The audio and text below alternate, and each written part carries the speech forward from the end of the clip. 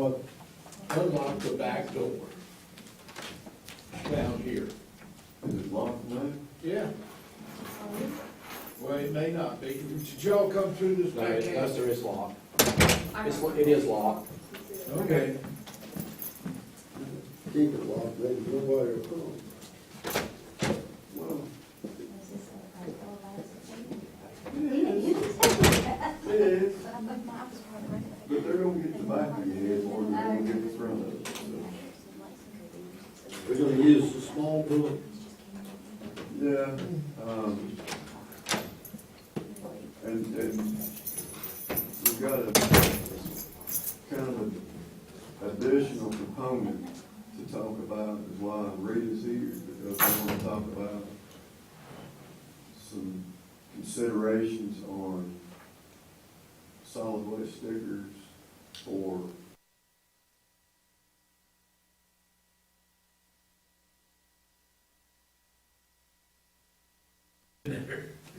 so that's a new component that, and that's what we do.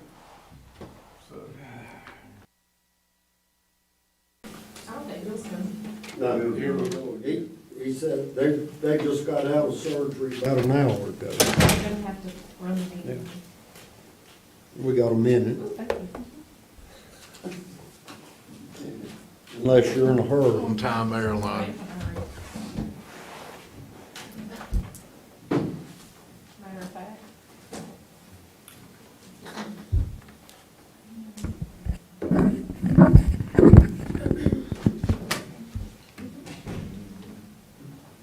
and we had to ad lib. We good? Yeah, you just sound like you're in a cathedral, that's all. Just don't focus on the back of my head too long, or you won't get any pictures. You'll get a glare. So. I got plenty other to focus on. Okay, we'll go ahead and call the meeting to order.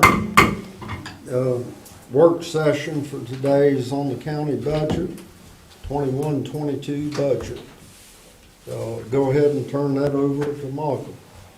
Okay, the first item that I'd like for us to talk about is not actually in your budget, but it is a component that I feel that we need to have an open discussion about.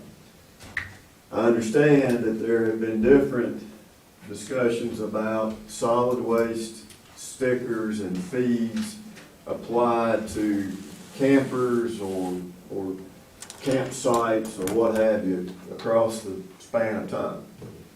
But Rita has put together some information that I feel is something that needs to be talked about at this work session, because it does involve implementing, for consideration, a solid waste fee on these campers. It does provide some, it probably provides some in-depth thought and discussion. It does provide some type of additional income, but this is one of those things that wasn't included in the budget because it really is more implementation than it is anything else at this point. But if okay, I'd like for Rita to kind of fill everyone in on what she's looked at. Okay, so what I'm gonna do first is read you what I have put in with my budget stuff. Excuse me, are you able to hear back there? Yes, sir. Now, you're welcome to come farther up if you wish. Okay, Thank you. Okay, so the tax office is requesting that for the 21-22 budget planning, that the solid waste fee on all campers be reviewed and a determination made that would either place a solid waste fee on all campers or no campers. Every year, there's considerable time spent by the staff on assessing personal property solid waste fees, answering calls when the bills go out, and then doing the releases and refunds of fees and inquiries from the different campground managers. In the past, there's been much discussion about parks that have seasonal dumpsters and are charged business solid waste through the finance department and the residential solid waste fees assessed by the tax office. Some campgrounds have came before previous boards and did not pay their residential fee while others did. There's been discussion previously about whether or not campers were more or less permanently located on rental lots, or if the camper owned the lot the camper was sitting in. In other words, campers and solid waste fees take up much time and are difficult to assess. So some information from 2020 tax bills. In 2020, we billed 111 campers solid waste fees, resulting in $10,878. But in 2020, there are 260 campers actually listed in the county. These are untagged campers that are more or less permanently located. So if they all were assessed a solid waste fee, we would be looking at about $25,000 in revenue. Previous boards, previous managers, previous maintenance directors, we've had discussions before. Some of the items that came up were, if they have a dumpster, should they not pay a solid waste fee? And then what about residential housing that has, or the subdivisions that have dumpsters? So there's been a lot of discussion back and forth. Back in February, I talked with Sydney about seasonal dumpster fees. And for example, and so Sydney, correct me if I'm wrong, Wild Woody's Campground gets charged, but Woody's Campers is not. Miller's Campground is charged to the finance office, but at that time they hadn't paid it since 2019. New River Campground and Meadow Ridge Campground are charged a dumpster fee. And Saddle Ridge and Carolina Lantern Lighters Campground have both came before previous boards and were exempted from the $98 fee because they paid a dumpster fee. So all in all, it's just, it needs some revision. And so I would request that we either do all campers a $98 fee if it's untagged and more or less permanently located, or no campers. I polled the assessors across the state, and there's no clear way of how everybody does it. Everybody's a little bit different. So that's when I came to the determination that I just wanted to bring it to the board and get some kind of decision on how to handle campers from this point forward. Have you come up with any kind of recommendation, or have you thought about this enough to make a recommendation? Well, there seems to be a variety of ways that this has been handled in the past. And probably none of us can account for how it's been handled. But I do think that we should have an either or not.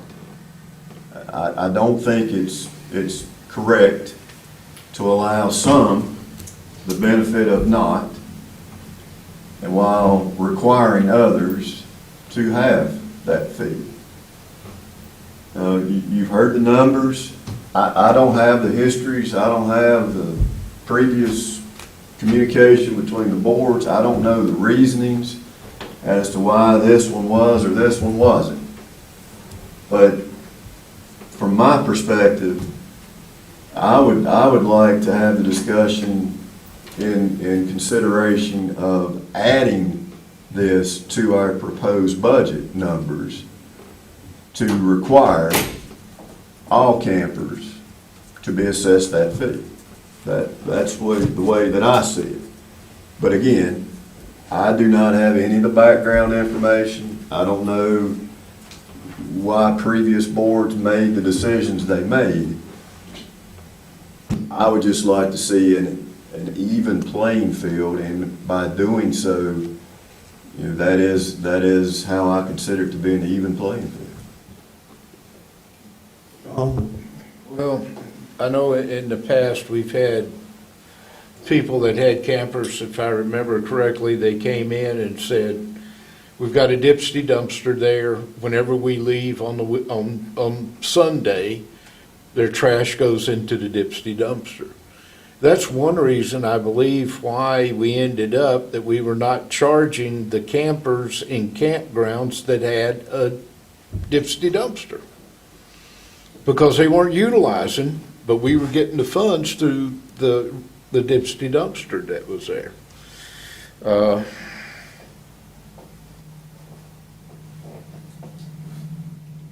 I would say that if you've got a campground, it may take a county ordinance, but say if you have a campground where you rent more than 3 spaces out, you have to have a Dipsy dumpster on site. Then that would avoid taxing the trailers. But I don't know. May I ask a question? Because I don't know. Who gets the money from the Dipsy dumpster? It would be Brady, I imagine, and then he pays us whenever he tips. Does he not? Don't believe so. I think dumpsters that, like Alleghany Garbage Service, when they go pick up that dumpster and go deliver it, they're being paid just for their services to pick it up and take it and dump it. So The trash that is in that dumpster should be covered by the property owner's tax bill. That's correct. well, then that settles it. But do we? If they've got a camper, they pay the $96. But hold on, I think in addition to that, I don't know where it currently is, sorry about that, there was some dumpster fees that the county had on their solid waste billing. And we had a few of those, I don't know if those have gone away or not, but there weren't that many, but there were a few of those. Are they still, do we still have that rate? Have you? There are a few, but most of them have been seasonal. So if there's somebody that is there in the off-season, they're not being charged for that. Well, and not just, I'm not thinking just for a campground, maybe for a business. I think we had a few businesses that had, I don't know how we arrived at having that dumpster fee. There again, this goes back to different things happening at different times, but I know the solid waste billing, there was a dumpster fee in there, and I'm going, well, we don't even have dumpsters, but somehow we created a fee sometime for trying to figure out and charge those. And I believe it's based off of yardage as opposed to tonnage. There are some businesses that do not have a dumpster that are charged a business fee.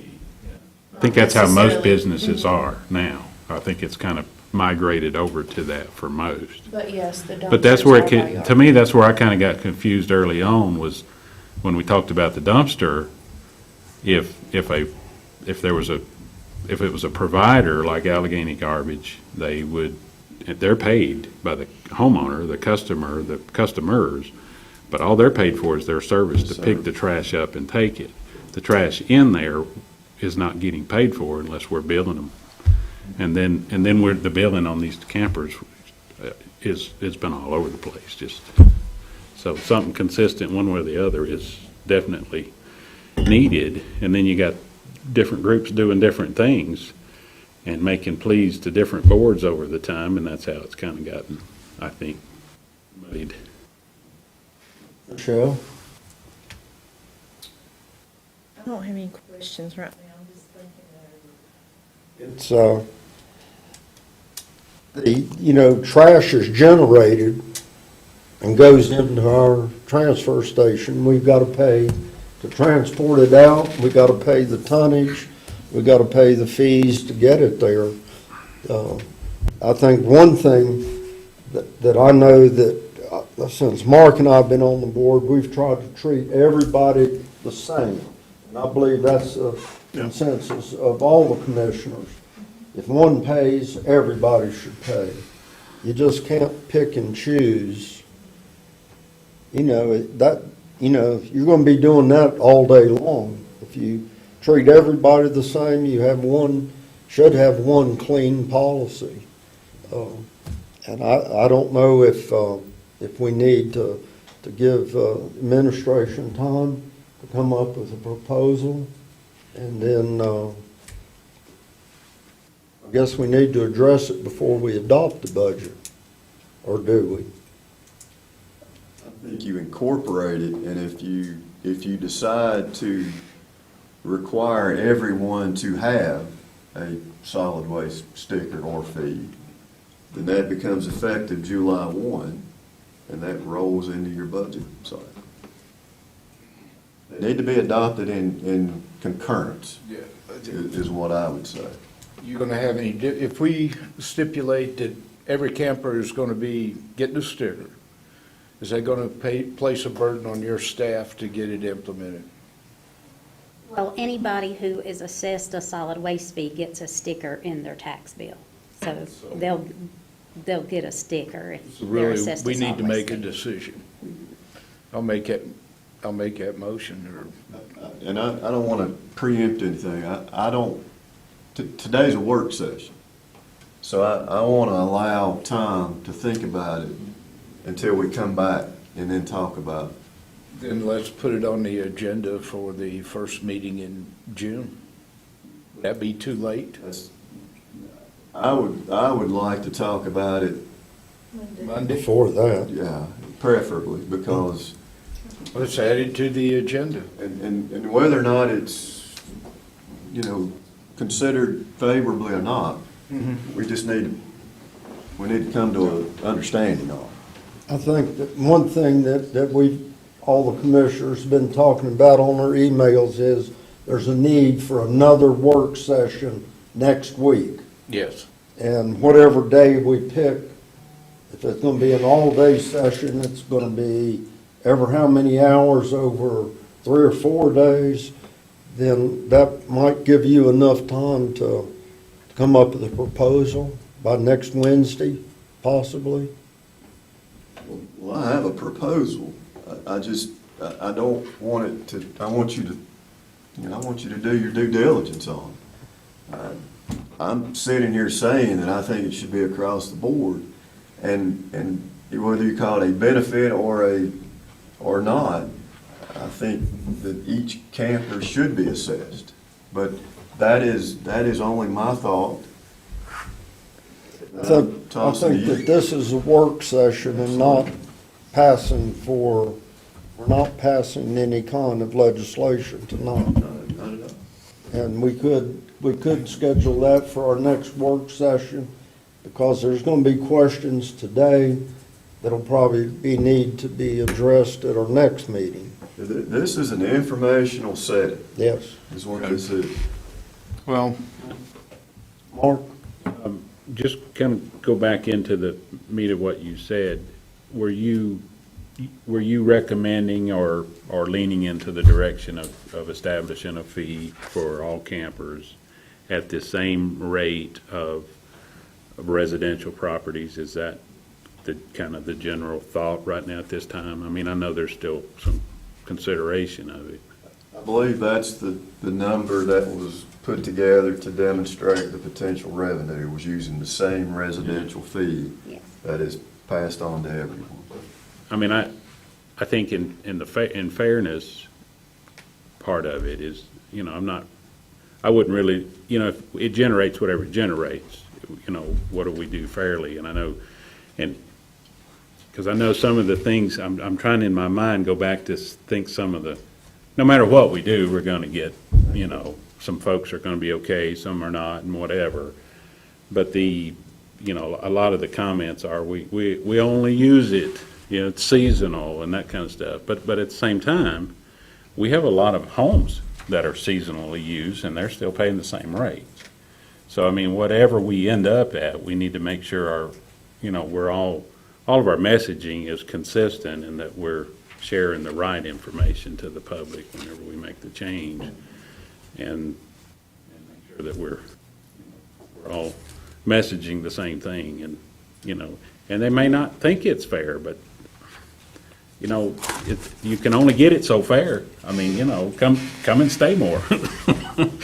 So, that's just some of my thinking about some of the thoughts that we're going to hear, and the different circumstances. I know, because different campgrounds are doing different things, and but if we're doing the same thing for everybody, then that's policy, and this board does something different, that's the direction they're going, if, once we reach a conclusion. May I ask Rita to add one comment?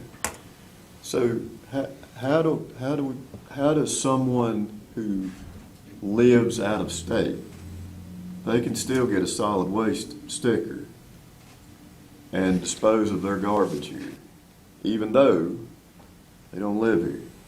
Correct. So maybe somebody works here and maybe it's on their way.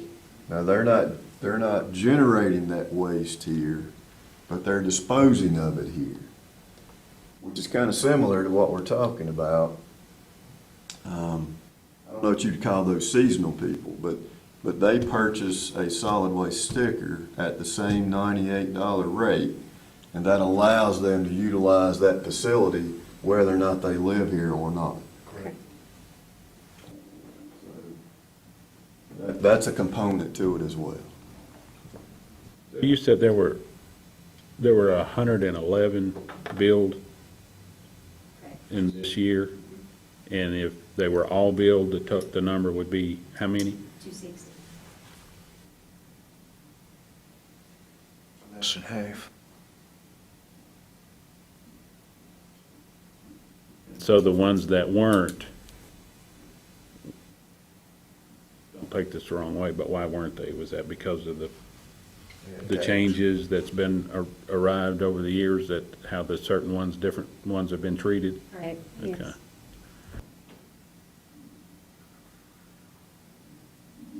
Okay, anything else on that?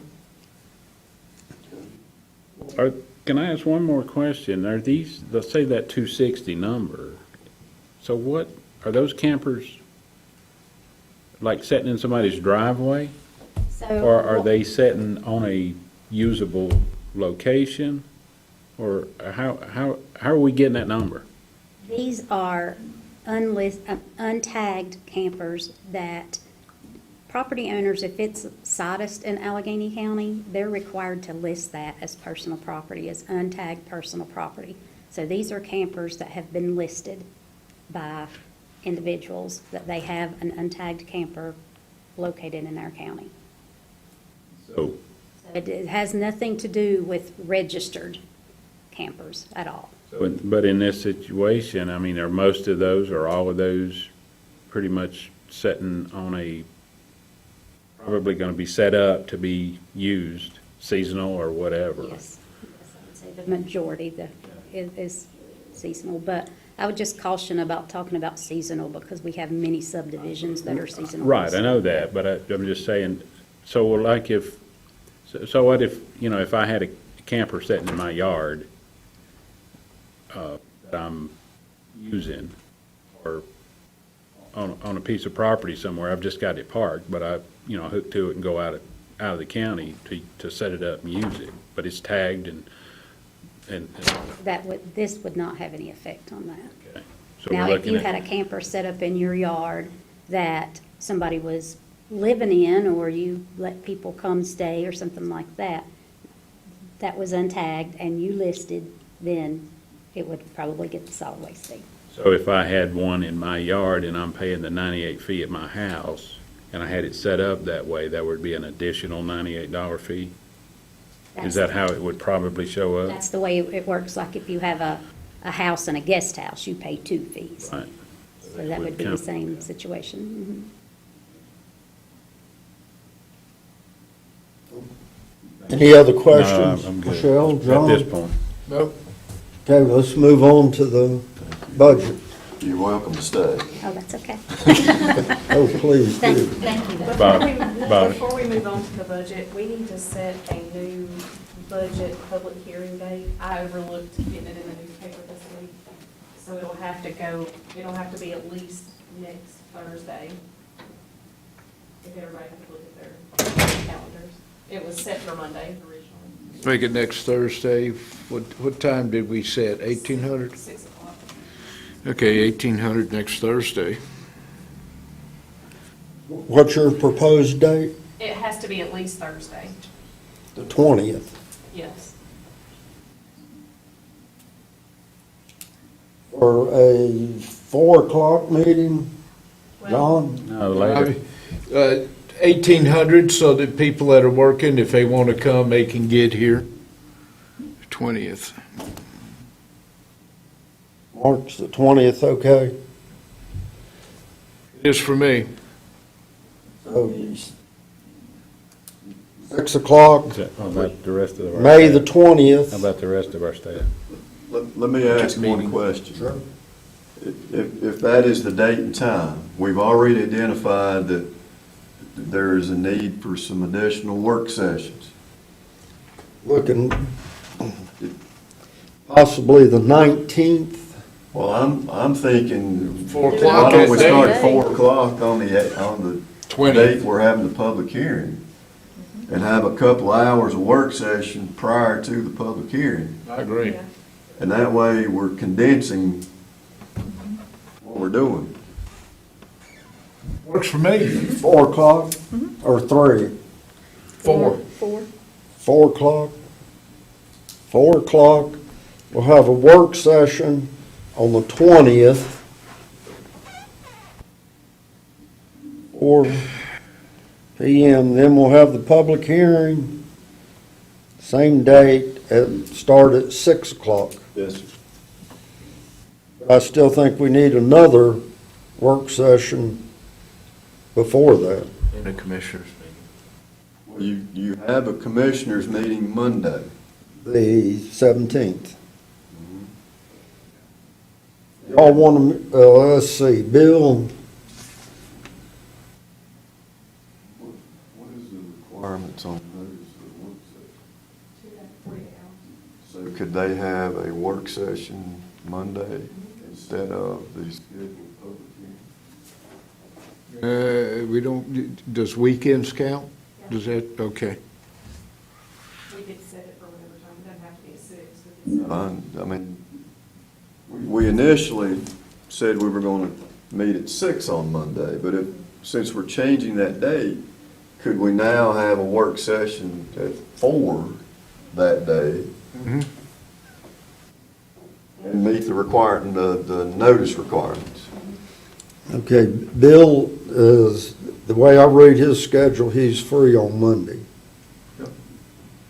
So is there an appetite for 2 work sessions that week? It's fine with me.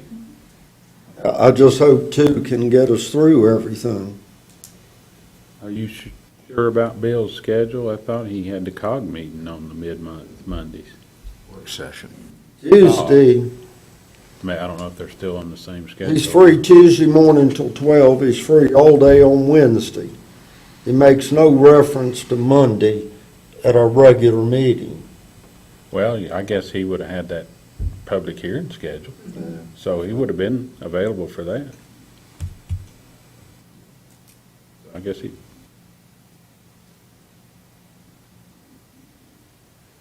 would be open. We don't have to decide right this minute. Give me a few minutes to get a hold of Bill. Yeah, that's fine. If we're going to do it, I just think we try to. So Monday would turn into a regular meeting and go into a work session. Yes.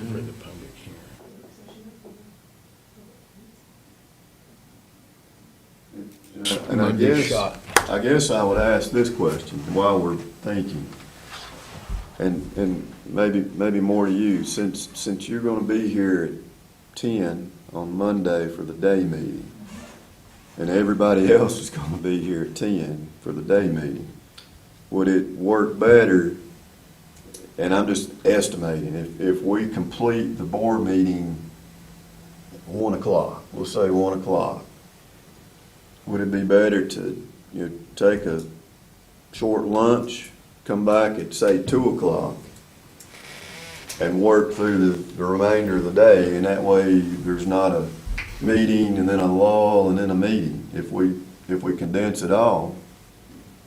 What if we have a working lunch meeting? Get something from Subway or just keep going. Okay. I just, Well, we have to advertise a time for the work session. Yeah, Immediately following our, it doesn't work. We have to identify a time. Say 12 o'clock, and if we finish, Can you put 12 o'clock or assume thereafter? Is that a I'll possibility? have to find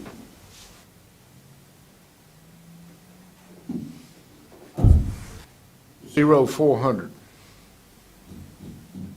For the work session? Yeah. No conflicts. 4 o'clock in the morning, 0400. Jock strap and light go to sundown. I'm just thinking what if we advertise a work session at 1 o'clock, but we're still in our regular board meeting at 1 o'clock? Well, then we'll have to suspend the Yeah, board to meeting. recess the board We can recess the board meeting, go into our work session and come back and finish, but the only problem we've got, if someone's going to be speaking, we're going to interfere with them. It's not a huge agenda for Monday morning. Yeah. I think 1 o'clock would be safe. I think it'd be safe. Break for lunch. let's act under the influence of 1 o'clock. How's that? 1 o'clock Monday. And maybe that'll help us get through any hurdles that we may encounter.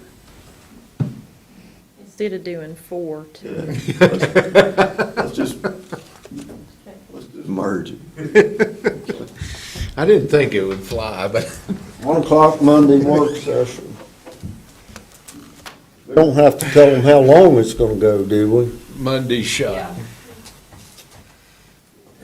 You're welcome to be here at 4 in the morning if you'd like. Okay.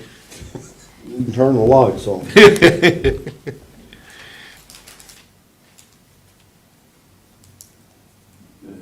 So does that need to be voted on for the new date for the public hearing? Or they just said,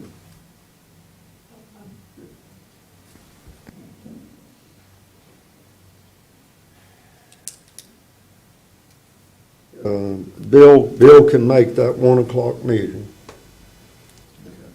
He's got something at 7 o'clock, so we need to be finished by 7 that night. We will be. I was Now, surprised. you need a One way or motion the and other, we will. Work Brady session. didn't say it's at 10 o'clock at night. No. It's been said. Yeah, we're Okay. ready. Yeah. Okay. Right.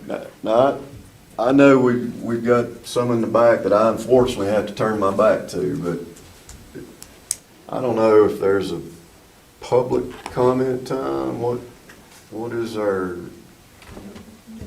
taking today? This is, my understanding it's a work session for the commissioners. If we generate questions Right? and somebody's here to answer them. But I know there's some here that are not commissioners or staff. And I don't know what the questions may be from them if you want to entertain. I don't know that. That's why I'm asking what. Well, it's a work session, and we want input from the public, so we can't get it through osmosis. They're here. That's why what the not public have hearing it? is for. Right. This is a work session. Right. Well, I would offer that Tom Kilby, the young-looking fella sitting back there, was aware of the public hearing, but schedule conflict wouldn't allow him to be here Monday, but now he's discovered new information on a new date. But they're with one of the providers with JCPC services, and that was an area that was visited, and we're not sure with the funding that's been proposed out of the budget that they're going to be able to provide the services. And with that, I'd like to pass along, these are some letters from three.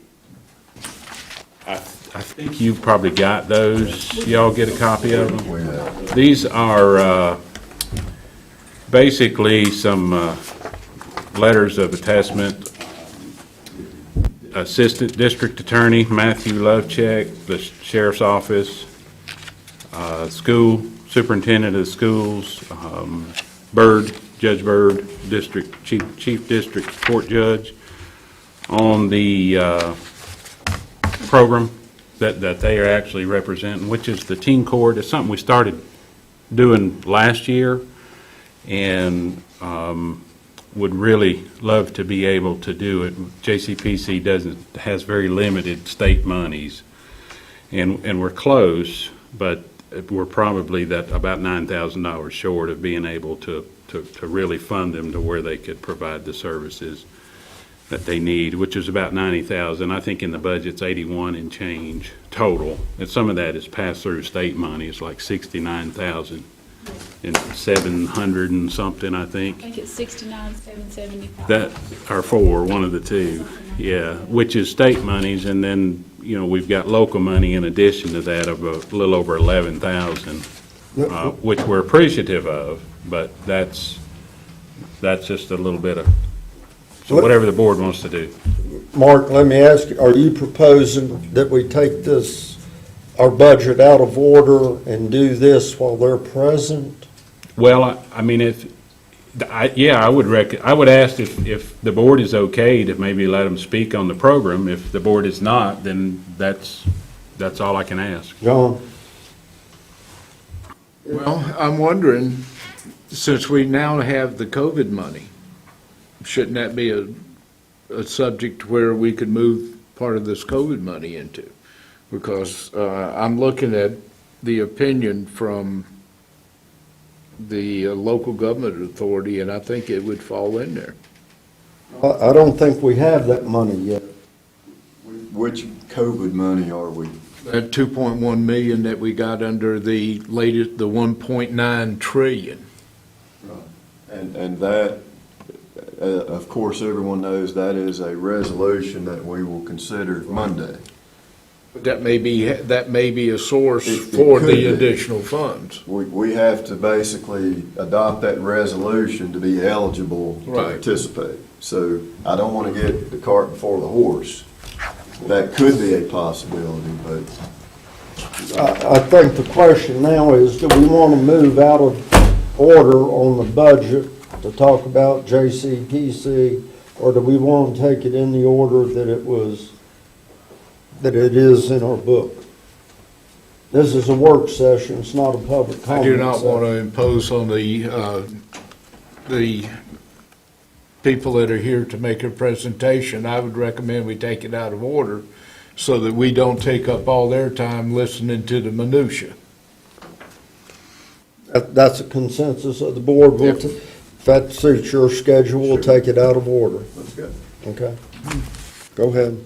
Well, I mean, I think the request was to allow them to provide you with some information. Yeah. Hey, I'm Robin Testerman. I feel for y'all. I'm a town commissioner for Dobson, so you're going to be here a while. I appreciate you. I know this is kind of out of the ordinary to allow us to speak, and I humbly appreciate that. And this is Tom Kilby. What I'm asking you for, and I want to make sure you're clear, that we're not asking for you to fund our agency, the Children's Center, which is located in Dobson. We do teen court across the region. We're asking you to fund the services for Alleghany. If you look at our budget really closely, it's not overhead, it's not supporting everything, it's for a position here in Alleghany that does teen court. And teen court is unusual to have for a small rural county like Alleghany. We put Alleghany on the map, and we're there. You guys are being looked at across the state for the ingenuity of being able to have a teen court and tribunal in such a small community. So your kids in Alleghany have the same opportunity as kids in Forsyth County or Charlotte, Mecklenburg. Usually they try to find something else to suit it, but what's really neat is you do have a teen court, and we do it in a tribunal way, and that's why the state's looking at this model for Alleghany and Ash. So you can take a small group, but your teens that volunteer here, we've done several trainings at the high school, are phenomenal. They show up in numbers, and I don't know if you give you a brief thing about teen court. So we get referrals from law enforcement, from the school system, juvenile services, and they are heard, the cases are heard by peers, the jury of their peers. So we have a juvenile attorney, a juvenile defense attorney, prosecutor, the jury are all juveniles, and they're so good that a lot of times when we don't have enough volunteers in Ash, your volunteers will volunteer and go over there and hear those cases. So they're really good, they're really sharp. If you've never been to a teen court, I would encourage you to come listen to it. These kids are tougher than what the sentencing they would get through an adult court or juvenile court. And what we're trying to do is instill these values, and they're associating with positive peers. So if you had offended, maybe you did graffiti, and she's a judge of your peers, the next sanction would be for you to serve on the jury too. So the kids get to come back around, serve on the jury, they get positive peer interaction. We've had several youth that were sentenced to do jury duty, but keep continuing to volunteer and come back. So it is a request to ask you to fund it past the regular 20% that Alleghany does. But the Children's Center, we work just as hard to put the money in it. We just recently had a golf tournament in State Road at Cedar Brook. We're planning a disc golf tournament to help fund it too. So we're not just coming here saying, hey, fund our agency. It's not our agency, it's a service that's here in Alleghany for Alleghany youth.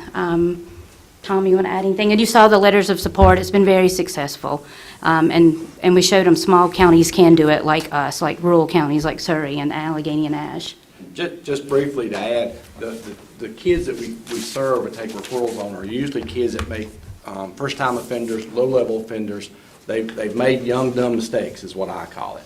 And it gives them an opportunity to get sanctions and to turn things around without going in front of a real judge. That helps slow down the schools to prison pipeline.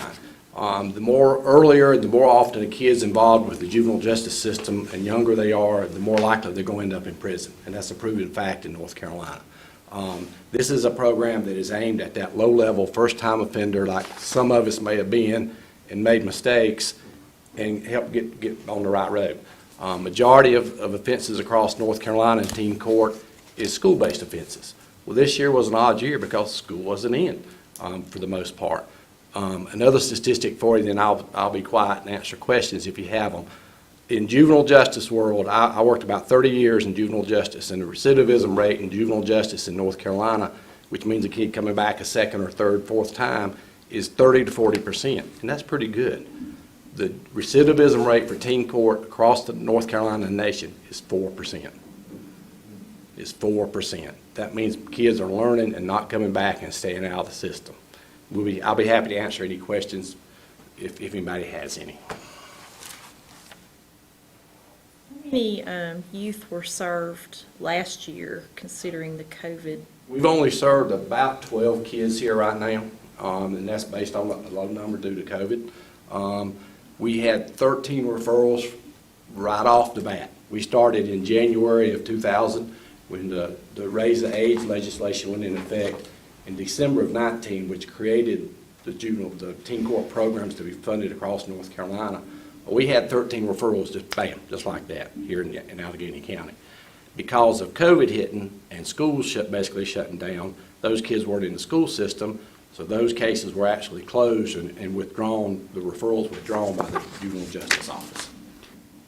Commissioner Luffman, we've also been able to add extra services outside of teen court. We did a girls' circle for our kids during the downtime, Y-Try program, and you had Alleghany kids participate in that. We've offered respite. We've had an Alleghany family participate in our Strengthening Families. Because they were virtual, we could open it up, and so we expanded the services and did more during COVID than we normally could have done. So we tried to be creative and think outside the box and continue to use this money to keep serving Alleghany. What age groups are your target age We groups? can accept referrals from 11 to 18. Volunteers can serve from 14 to 18. Primarily high school students are volunteers. In our March or February, we had several 11-year-olds. We actually, in February, the first day of March, we had 4 cases, I think, here, and 3 of them were 11 or 12 or 11 or 12. Yeah. So And actually, if not for us, they would have been in front of a judge and placed on probation at that age. John, do you have any questions? No, not direct. What I'm doing, I'm looking at the guidelines that we've been given. And just to let you know that, as far as I'm concerned, the budget's set, but we've got an out, and we can make a grant for the difference under the COVID-19. I think, like Michael said, that's all We don't know. Well, There can always be an amendment if we need to. yes, if we can't do it that way, we can do it, make an amendment to the budget, but right now, there's too much uncertainty. Michelle, anything else? I mean, it's just my opinion that this is important. Yeah. This is very important because, you know, this is where you have your biggest chance of stopping someone to become an adult offender. Absolutely. Just catch them early. Mark? No, not really. I would just add that, you know, these services, obviously, I'm very passionate about this area from some personal experiences as a youth. And I really appreciate what the committee does at the JCPC and the providers that we have, and the potential impact is, you know, it could just, you know, what's a life worth? And I know we can't use that across our whole budget. I get that, but at the same time, it's I just really would beg everybody to really look at that and see if there's a way we could help to fund these programs fully. I would add one more thing, is that as schools come back and as these kids come back together, and the psychological trauma and things that they may bring with them, you know, there's a lot of concern about what's going to be coming with that. So, you know, and to have these programs available, I think, you know, it could be on steroids. It could stay low. Hopefully that's the case, but I don't think that's the thinking within the group. But anyway, I appreciate y'all taking the time to listen. Michael, go ahead. Just one question. So as a whole, we have 78,619, correct? No, it's 81,556. That third column is what they recommend. Now, the 78,619 is this current year, but we did a budget amendment. Okay. So our actual number, The actual number is that 9728 for this year. We did a budget amendment a couple months ago. but in the proposed budget, what's the number? 81. 81,556. So what I'm trying to get to is I'm trying to keep a tally of what the total changes that we're thinking about are.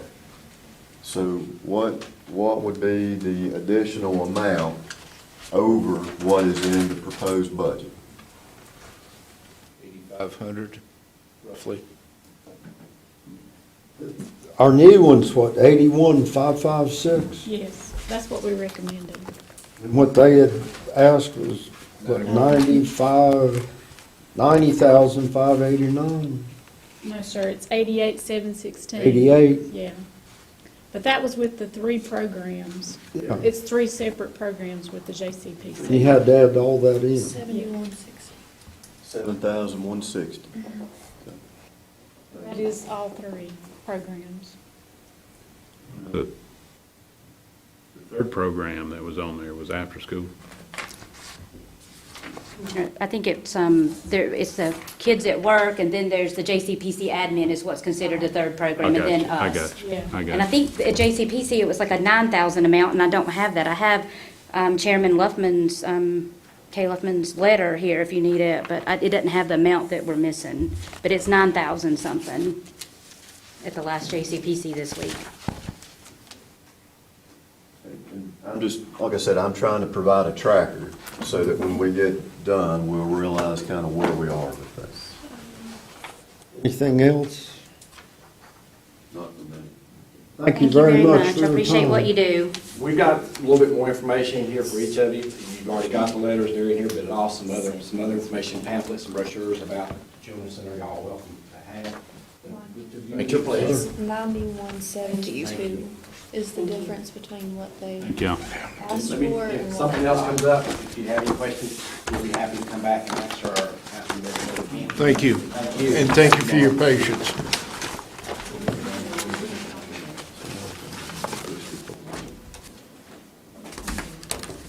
And that 90,000.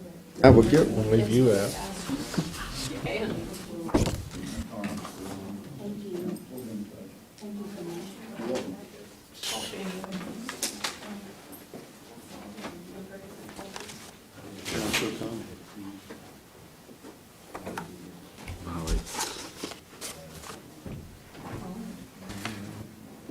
Ready? That was part of what I was. Now we'll get back on track.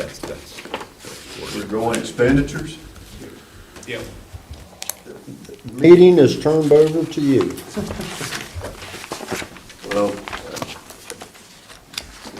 we provided, if we can start with expenditures.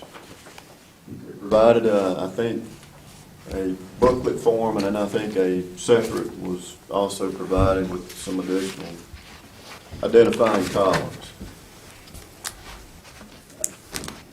The easiest way for me is if we need to go line by line, we can, but I would ask that as we go through departments, if you had the time to look over them, if there are any questions about any specific line items, that we address it that way. I would appreciate that. What are you starting on? Could we Administration. back up and maybe look at the front page just a little bit for some general questions before we get line to line? Would that be okay? Because, we have a lot of information here, but most of this is just kind of for points of information, really, but I'm wondering first of all, is there any capital loans in this budget? Debt service? We're going to have to borrow any money No, to, sir. okay, all right, because I know that's, historically, we've had some challenges with that. There is no borrowing any additional other than the Okay. current debt structure. Has there been any consideration, and I know we're not there, we're still early, but the animal control ordinance, has there been any kind of budget consideration? Within the animal control portion of the budget, we have included training for 2 individuals. And I believe it's 3 modules apiece. And 550 a module per person. what that does, and you can certainly, you've been in those, you and John both have been in those more than I, but And I don't really want to go that much in detail if we get to it. I was just Training is provided. wondering if there's some consideration, so that when we get to the conversation of the ordinance, where are we financially? Are we? we did not include 2 new employees. We included training for 2 employees. Okay. This bullet that says a reduction of 1 full-time position, what is that? That coincides with the position that is in this budget to remove the in-house reval and proceed in the future with, once again, having a third party provide that service.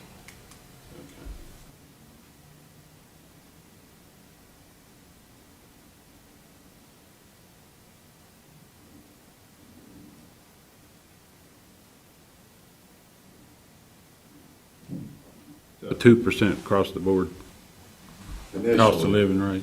yes, sir. Okay. And then I noticed how did it call it? It's implementing performance evaluations, Yes, sir. merit-based pay. I like that idea. I don't know the details and the stuff behind it, don't need to, but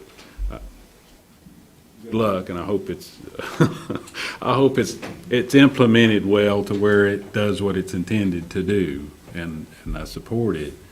But that's new money. That's that in that budget, in that. It is, but it's staggered to where it's not a full 12 month. Okay. They are staggered. I believe the first one would become effective the first pay period in December, and the second would be in May. So there is a staggering of those numbers to allow for our budget to So work. will you be sharing kind of some of that plan whenever you get to the Absolutely. rolling that out and all? Absolutely. Okay, all right. And the phones, I noticed you've taken everything out of everybody's department except for one. I think I ran across one still in the department somewhere. I forget which one. And then you've got like 80,000 in the admin budget for phones. Is that for recurring cost? That is for cost and a new phone system. What we did, since we did not implement that phone system in this current budget, and we have a consultant putting together everything to put a new RFP out, that is the reoccurring cost and, So that's both? yes. Okay, so that's, And just to identify, we have all that in one budget so that I think it will become more streamlined in how we pay and. maybe it was social services that I seen it still in there. I and think it's you did leave it in social services. probably because of They have their to have the process. documentation for That's the right. reimbursement. When I saw it, but I couldn't remember. And then, of course, the 100,000 relocation for the dispatch where's that number derived from? I mean, how? That, and we're actually going to provide a little more in-depth discussion on Monday. But as you know, we have looked at several different locations and assessed the capabilities and connectivity and all the other abilities that go along with that. But our internal committee has come up with utilizing the storage space right down the hall down here. So what that $100,000 is that's the combination of basically a remodel of that area. You've got equipment cost in there. You've got, consoles. You've got various components of that. Now, what you're going to hear on Monday is in addition to that $100,000. That is a number of a worst case scenario. We are submitting grants. We've already submitted grants to the 911 board, at least in preliminary mode. We're compiling information to submit a final draft later, I think in June, 1st of June. We have submitted grant opportunities for backup generator supplies. So we're compiling all this information. That $100,000 is kind of a placeholder for anything that may or may not result from the grant awards. And one last question is the rate and the revenue generated. How does it compare to last year's? I know you're proposing the tax rate to be the same, the ad valorem tax rate. Right. What kind of revenue does it generate compared to last year? Is it neutral or is it up? No, it's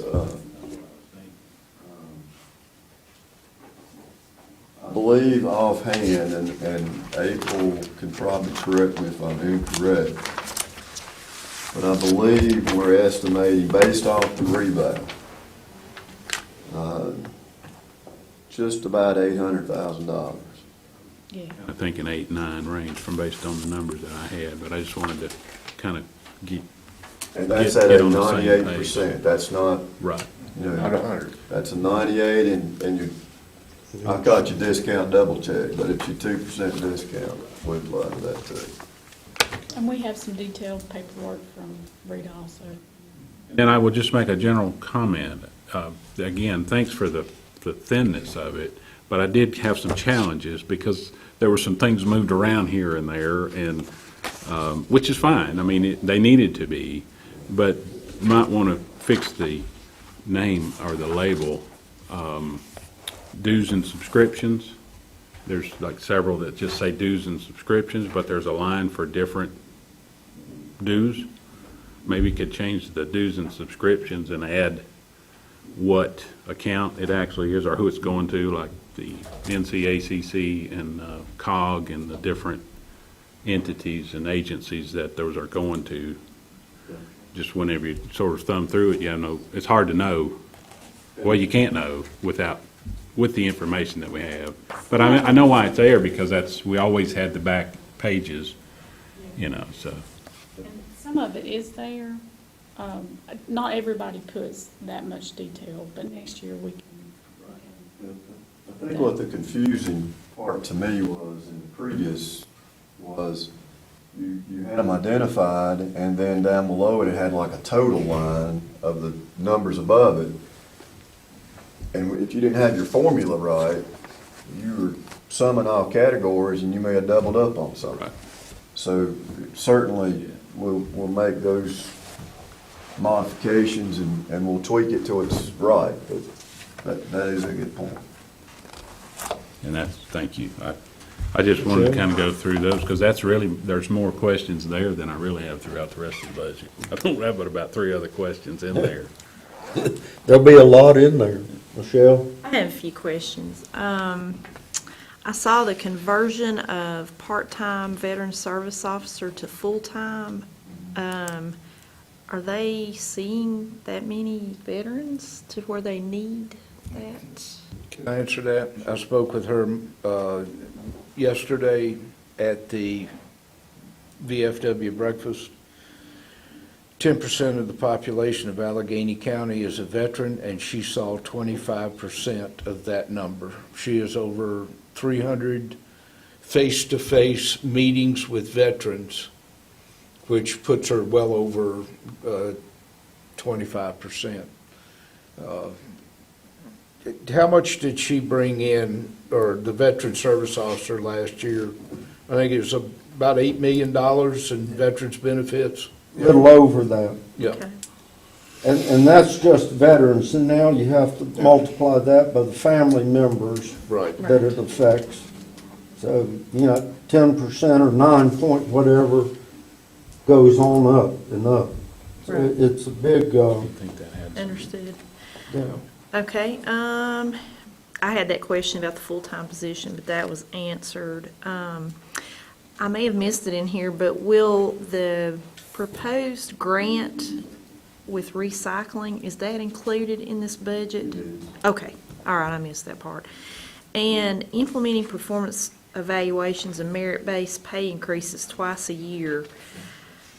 I mean, generally, most people just do them once a year to save money. Being a human resource professional, my head would explode if they told me I had to do it twice a year. Right, you're laughing too. So, is that an ongoing thing, or is it just to implement this to get us on track? Well, I'm not against it. I'm just saying that's a lot of work on your HR staff, who is well, one person, it's more work two persons. on the department heads that are performing that first, in my opinion. And I'm not trying to slight the HR or the payroll, but it's basically a form that they submit, put in the file, and off it goes. I like a twice a year routine, and I know it's probably not going to be very popular, but if you have to wait a full year for someone to tell you something, then you have recourse, you have different things. In a twice a year scenario, you're constantly being, it should be every day in the perfect world. But at least during a twice a year event, you're recognizing maybe your weaknesses from the previous. You have a much shorter timeline to increase or do better to respond to that. And in my experience, it drives people a little differently. And financially, from that standpoint, the way that it's staggered is actually a recognized benefit for the county because of the staggering of the intervals.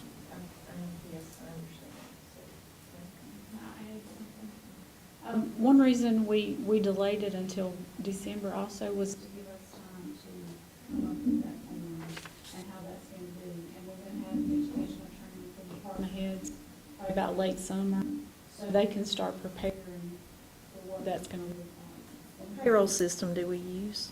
MCSJ, it's the same thing as our finance system, Edmonds and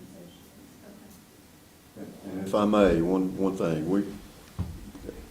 one of the department head meetings, I actually mentioned the possibility of implementing this system.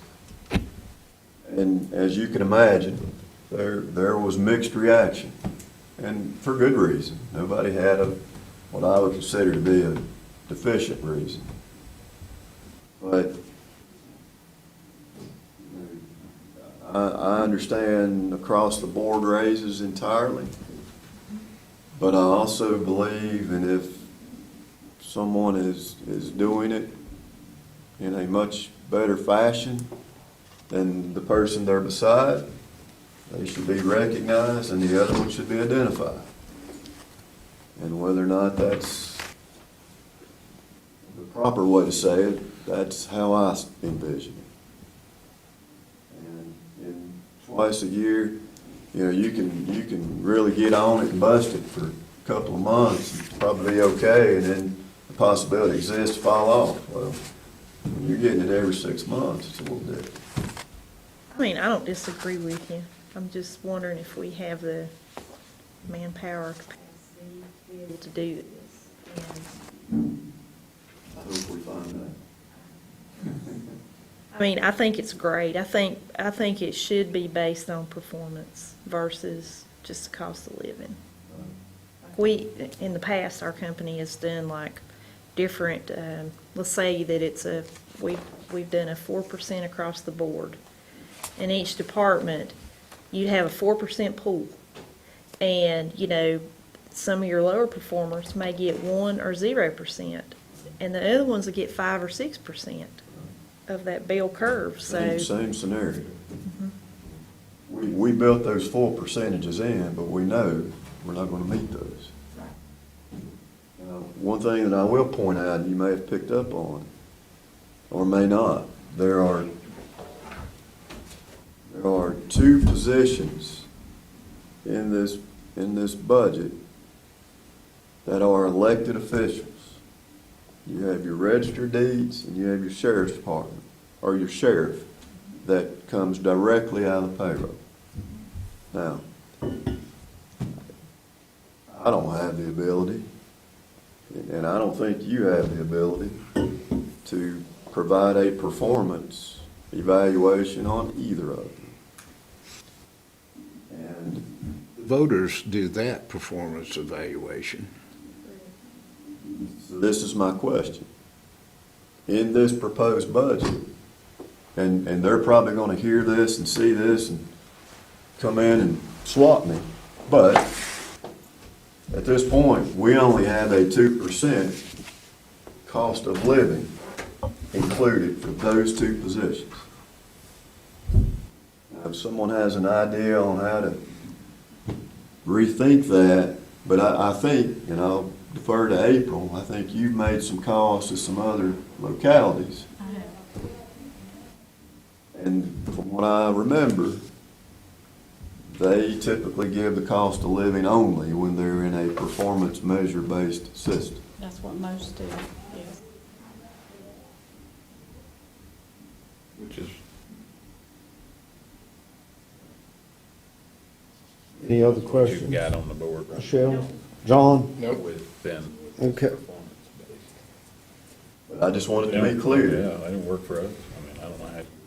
And Sheriff, I may see the sheriff later, I he don't may have- pull me over, but there's Well, nothing I in mean, there they would beyond. have to give us the authority to, and the guidelines they want us to use to evaluate them, because we could, and I don't think that's real. Okay, let's move on. Okay. No more questions on the cover sheet. Thank you. No. All right. What are you going to first? If we could, we'll go to expenses and governing bodies, and if it's okay, we'll just take departments, and if you've got questions. Which page you on? I'm on page 9, after the blue sheet. 9 after the blue sheet. First page. It's the first page after the blue sheet. Trying to It's confuse you. numbered, though. It says 9. It's in the corner. Thought we went through this number thing. We did. Go the other side. There you go. Right there, right there. Oh, Number 9. the hell kind of number's that? Sydney Sydney? and Drew. It's my fault. And I'll just leave it up to you all. If there's a line in these budgets that we go through that you've got a question, feel free. Anybody got any questions on governing bodies? I have none. Just what I mentioned about the name on dues and subscriptions, try to put a better description on there for future. John, are you good? But other than that, Michelle? I just have one question about professional services. What kind of fell under that? Now, I would have to have some help because it's my understanding that that may have been used in the past when there was a legal opinion that was needed outside of county attorney or something of that nature. And you guys can certainly tell me if I'm right or not. Like this consultant would be. Yeah. And also, there were certain functions from High County government that we had to pay for Okay, that weren't free. because I'm new with this. Right. Thank you.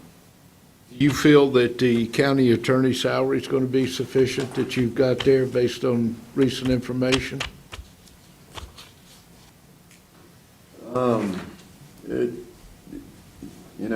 That will, we talked about, I believe if I'm correct, the 6-month period ends at the end of June, if I'm correct. So I think when we initially entered into this arrangement, there was going to be a revisit of that agreement prior to the expiration.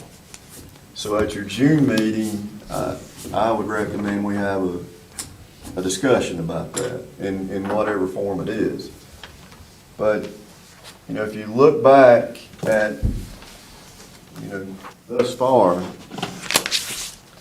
and it's all, quite honestly, it's all dependent on how many meetings and how many thises and how many that's. And,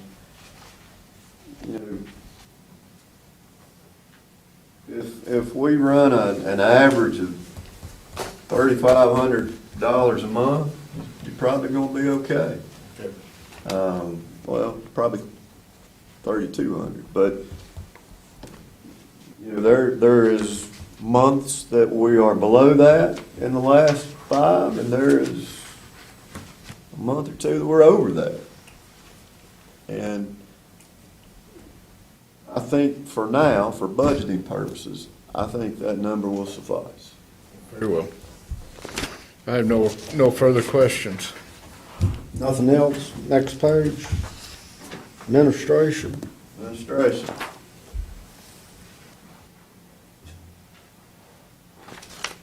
The only thing that stuck out at me was the computer expense. I take it we bought new computers last year, and we don't have that problem this year.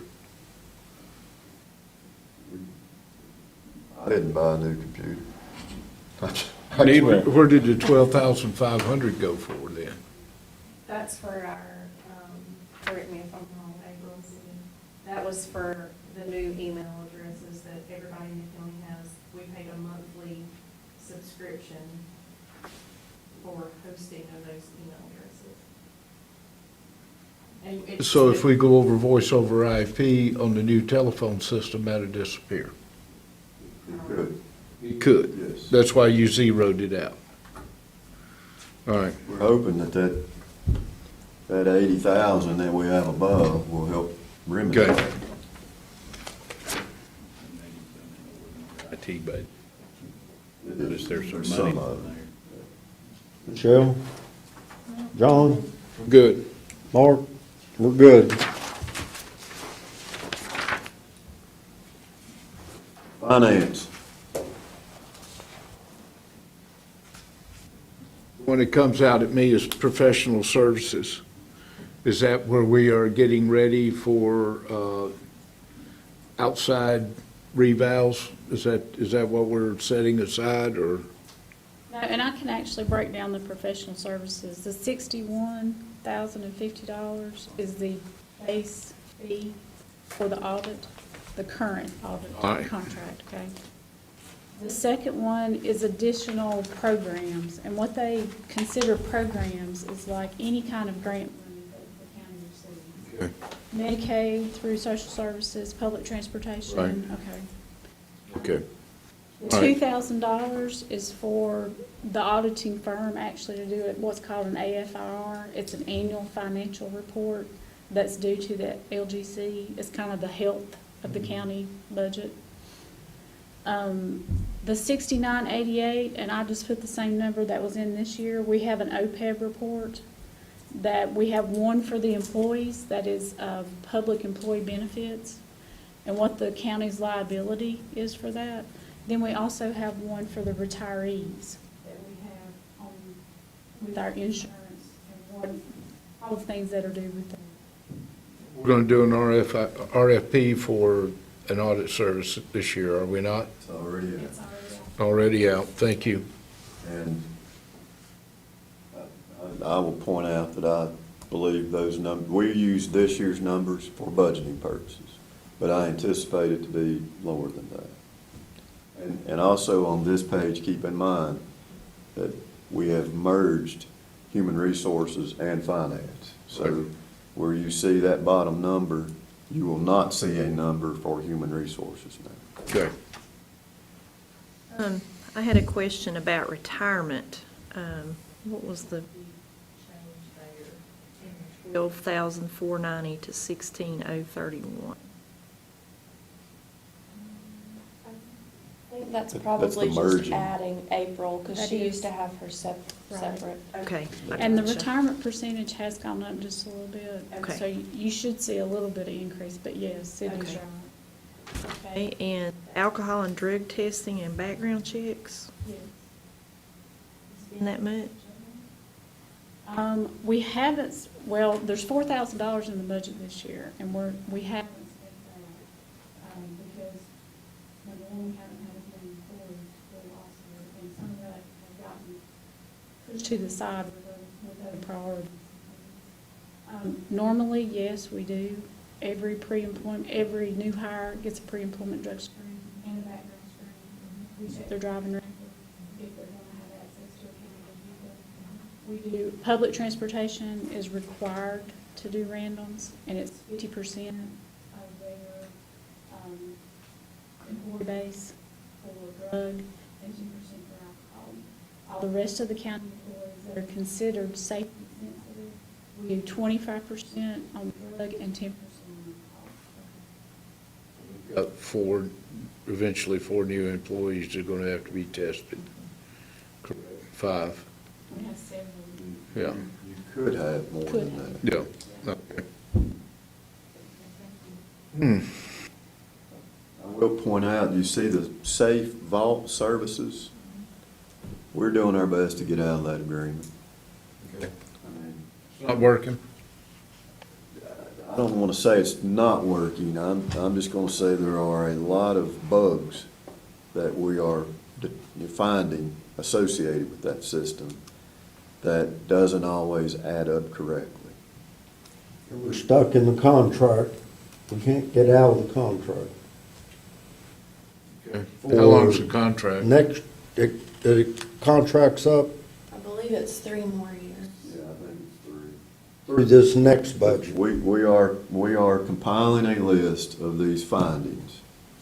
And once we get that list compiled, we will try to go through the proper steps to either get those corrected or some other Break the option. contract Yeah. for non-performance. Yes. Okay. Thank you. We good on finance? Yes. Me. Mark, any questions? Well, the computer and software numbers, is that for maintenance, service? It's Contract. the Subscription. MCSJ. Sorry, software. One is a maintenance contract, and one is actually a hosting contract. Okay. And they're over the security of our data and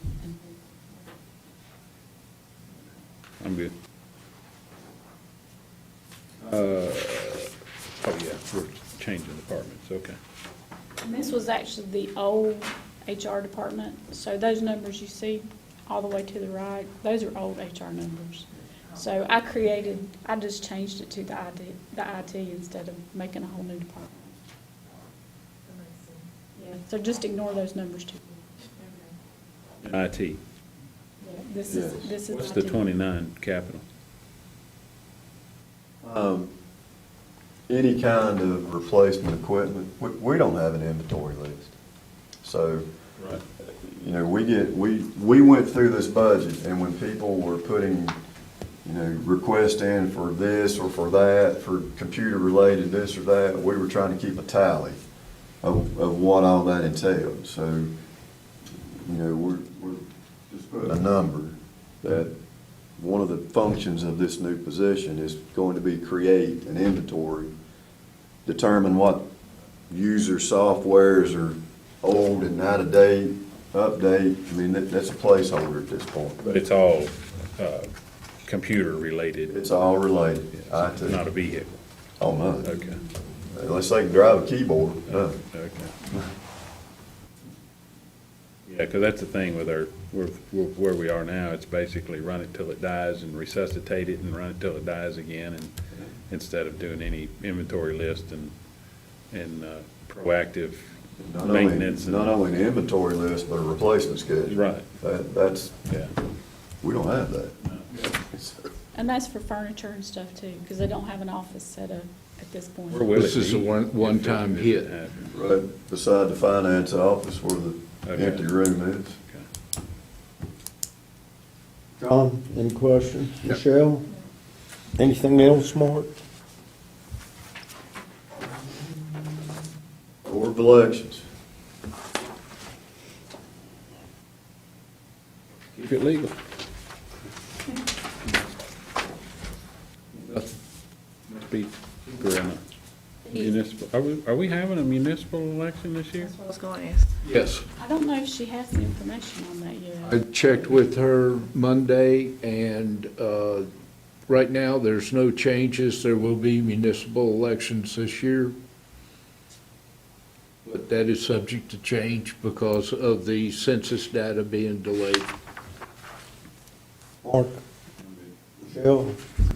The election expense, what's the big change there from 17,900 to 10,000? Probably the municipal election's a lot cheaper than a county election.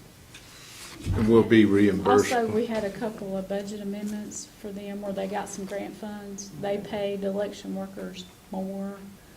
I think all that fell under some of that election. Okay. Makes sense.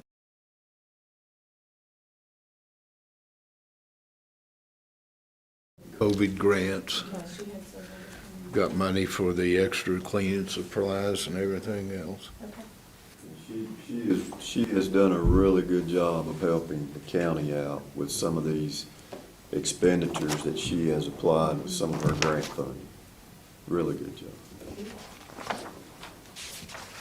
Continuing education reductions, or everybody's gonna be able to fit them in there, okay? I noticed there was one, maybe soil and water, that was left as was, or maybe went up or somewhere. It may not have been them, I can't remember, but I figure it may be because of a new person or something. And I will tell you that we tried to apply 15% across the board. Now, there are some that have certifications that you just can't simply touch. But in my mindset, most of these lines that have training or travel or anything of that nature, when you apply a 15% reduction, that's well below that $5,000 line transfer that we established in the past budget. So they can find that money within their operating budget and not have to appear. Now, some people look at that as you cut me. No, what we're doing is we're giving you an opportunity to reduce some of your lines and be wise in how you do that.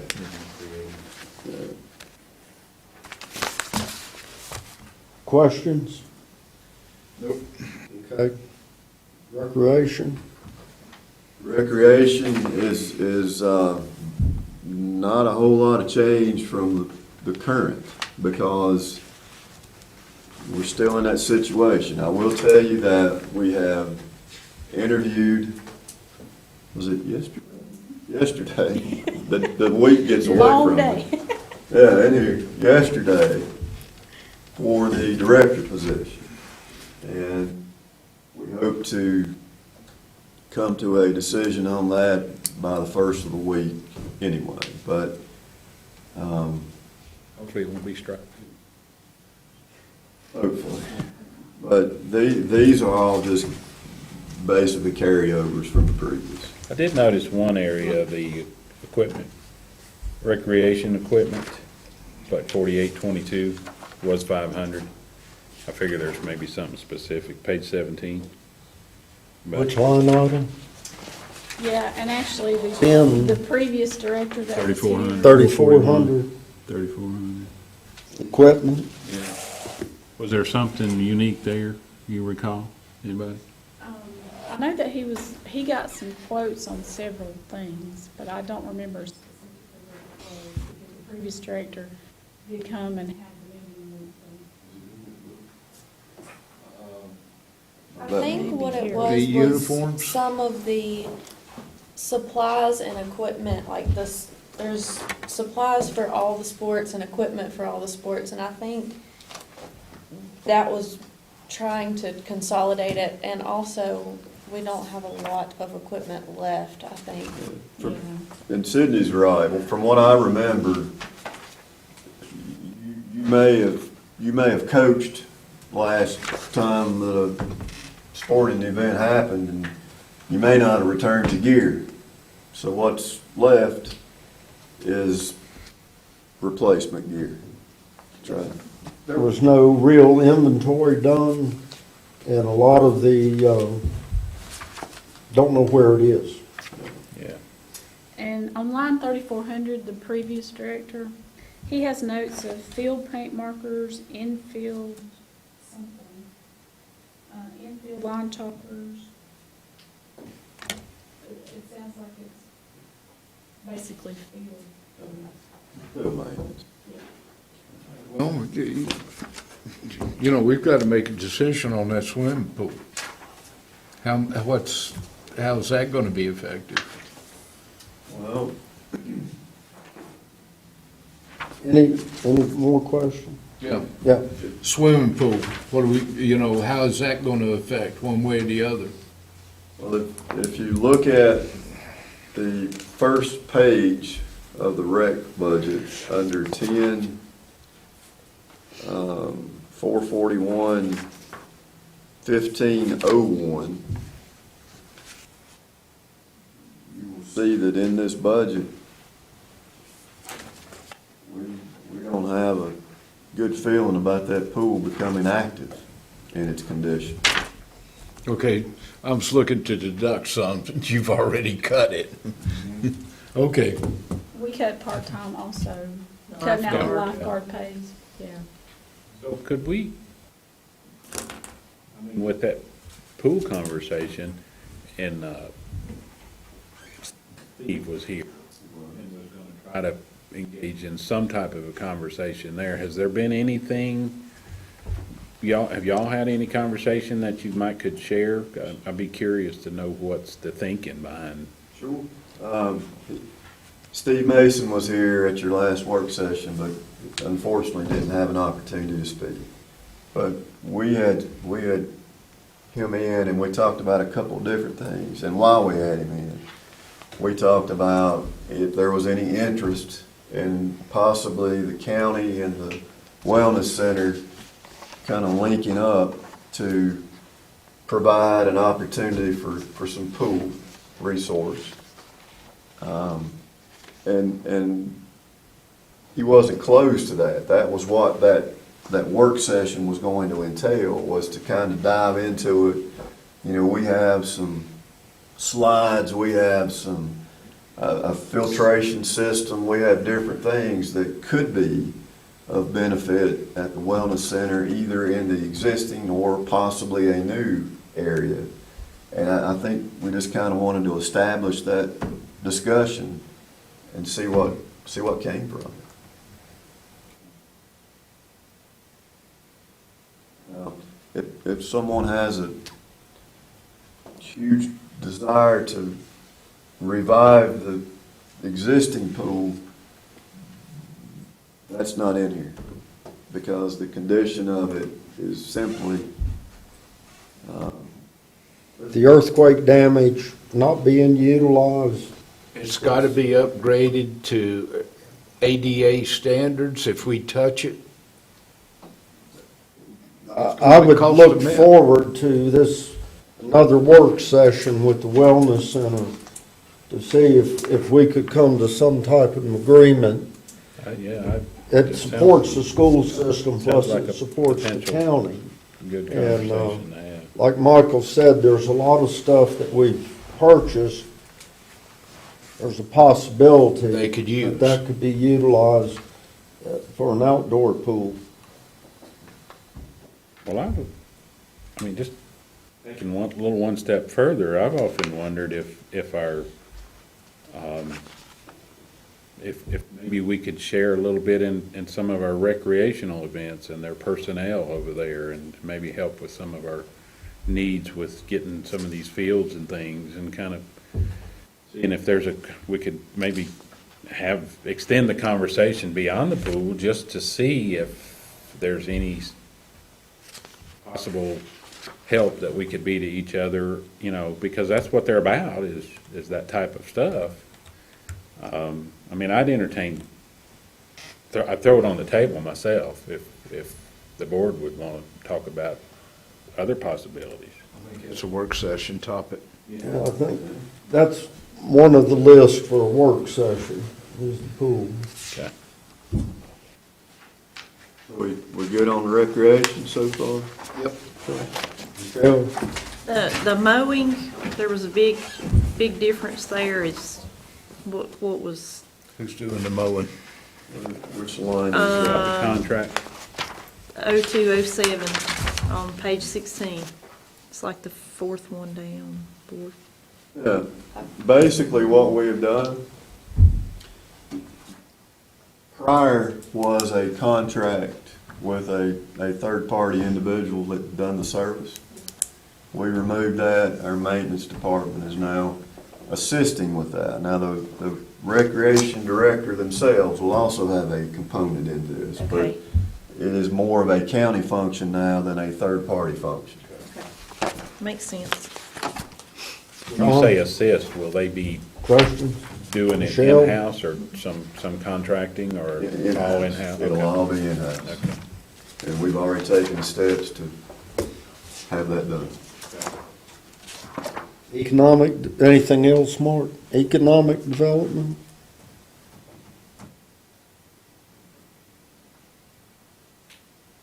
Questions? You think we'll be able to have an agricultural fair We got Mark's up right now. Mark? Well, just the marketing strategy, I'm curious where the 250, what that, I mean, I see it's based on population, but where'd the number come from? I actually came up with that number, and what I did, as I talked about a little bit, is, in my experience, there has always been a per diem assigned to numbers that are distributed to these organizations. Now, not that it's wrong, but here, there's a lot of lump numbers, and I don't know what those lump numbers meant, other than they are a lump number. I don't know, in the example of 50,000, I don't know if that was in order to make the program work, or if that was designed specifically for anything in general. What I am more accustomed to is assigning a per diem value, and that is my approach. That is where that number came from. But it's based on what? I mean, Basically population. You're applying a $2.50 per the population of the county. I mean, I go back to, I don't remember what month it was, but we voted on a resolution whenever this was all presented, and that 50,000 was part of that conversation to support this effort, and that 250, computes to the 28,735. I didn't know we had a discussion differently than that. I think it was a 4-1 vote at the time. Of course, there is a new board member here, so I don't know how this current board would look at that, but that's, but I mean, the 250 is just kind of an arbitrary number. I mean, it's just a number. You looked at a total number or the group determined, then they divided it out to compute to a per. That was a number that, and I'll use a chamber as an example. That was a number that I had used in previous chamber appropriations, 250 based off the population per diem. That's where that number came from. And Drew, I know we talked in detail about this $50,000. It was a 3-year contract that ended in 20. It was an agreement, not a written contract, wasn't it? We didn't sign a written contract. There was a written. It was written. There was a written contract between the county and Authentically Alleghany, which Dale was the representative for. Authentically Alleghany is not in this, though. This is a completely separate organization. The chamber had us sign an assumption agreement to finish off that contract, but it's over now. It expired this past budget. It's over now. That was for the internet service for Authentically Alleghany, essentially. And then they transferred it to the Chamber of Commerce whenever she quit. So, but, I mean, I can't even justify 28,000. I haven't seen that much. I mean, we're not turning dirt to put up a new factory that I see. And again, that was a number that I have utilized in the past, and that's certainly up for you all to. I would reduce it to 0. Well, there again, I just go back to the resolution that we voted to support this strategy going forward, and it was based on that 50,000 that had been established for what marketing we were doing to move to this effort. And didn't know we had a discussion to unsupport or to go in a different direction from that resolution. This number came from the budget committee. This wasn't a board level. This is a recommendation that we discussed in committee. And all these components are something that personally you guys need to hash that out. But this is a recommendation. The whole budget's a recommendation, it's a working. Well, I know what Mark's coming from, and I don't disagree with what he's saying. I look at what Ricky Brown said the other night. He said, if we gave them nothing, that wouldn't kill the program. They had enough running. And if we're cutting it to 28,000, a little bit less than half. John has a recommendation of 0. Michelle? I think this is something that we have some work sessions to discuss anyway, so I think that we need to have more discussion first before I'm ready to make a recommendation. we also got to remember that every time we discuss this, we made the statement that we cannot obligate future boards. So they were aware that it wasn't written in stone. Michelle, you want to move it to a work session? Well, I think it's already moved to a work session anyway. Economic development? Yes. I mean, we can add that. I'm just trying to take notes of the items that we need to maybe take some time, focus on, refocus on, what have you. I think that's one of them. Because if we're going to increase it, then we're going to have to cut something from somewhere else. Or raise taxes. I don't have that in. Mark, Keep it that way. work session okay with Yes. you for that? Michelle, John?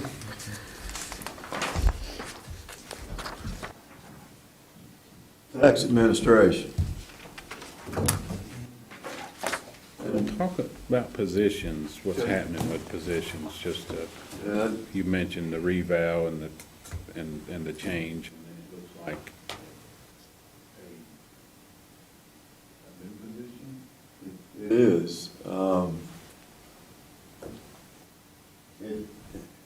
I guess it would be a different classification would be the appropriate way to identify it. But if you recall, we've had some discussions about when we entered into the new agreement on the tax collection contract with the town. We had numerous discussions about that, and which is finally resolved, and I'm appreciative of both bodies for doing that. With that, we talked about the time that the finance office has spent in this process. We've talked about different components of that. This new position that is proposed, and we placed it in the tax office because we anticipate that's where it would be housed, and that's kind of where we're going with. This new position would be a multi-role. It would be involved in providing backup to the tag office because, as you all know, the state says you can't close but this much during the year, and you have to have permissions and you have to go through all this. So it would be a backup there. It would provide some additional support in the tax office in other areas, as well as be what I would call the in-between between the collection of the town taxes and the reconciliations from the finance department to get those in order to where it is a more seamless transition. So I see that as a benefit for two offices to incorporate into one position to address the needs that they currently have on both ends of that spectrum. That's why that position is here. So will the reduction, the position is going to be reduced? I can't answer if that. I can't answer that. I think I know what you're going to ask. Well, so but that's in, when is that expected to happen? The reduction versus the addition? July 1 would be, June 30th would be the reduction. It would follow through this fiscal year. And that reduction is to change how we're going to be doing our revow going forward. That's correct. We're not going to need it because we're going to go back to an outside service. It's proposed to go back to a third Right, party. right. Yes. If we go as you've got it. Yes. And so are we going to stay with the 6-year cycle? Or how is that trending? What are they telling us now? That seems to be the preferred method at I this know point. when this whole revow conversation started to pull it down, it was like the first step was 6, and then there was some talking about going to 4, and then that's the reason the conversation started about from Rita, and it was kind of her recommendation to try to see how it would work to do in-house and maybe get the folks. So that's not working, I mean, that's not, cost-wise, that's not the best way to go, is that what we're? I think after it's been completed, I think there's been a review and a comparison of time spent and monies, and it came to that conclusion that it was very informative and educational in the attempt, but after we've compared it at the end, it seems that a third party is possibly the better alternative. Anything else, Mark? Not with that. Michelle? I'm good. I do have a note. Rita, John's good? when she met with us, can I Sure. tell her one thing? When Rita met with us, she estimated that it costs $25 per parcel to do it in-house, is what it costs. And if we go out for a contract, it will be somewhere between $11 and $17 a parcel, depending on who that contract goes with. Sold. That was her estimate. I wondered, but I mean, how do you know unless you do it and compute it? We had one For sure. of the appraisers that had a lot of, like 150, 160 hours. And keep in mind, you were still, if I understood it correctly, we were only doing in-house residential. That's correct. We still had a combined. So when you add the commercial side to it, Boom. Okay, we'll move on, tag office. I have no questions. pretty straight and simple.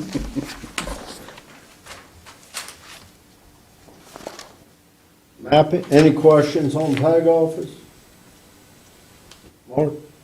Tag, no. GSI, No. GIS, What's capital?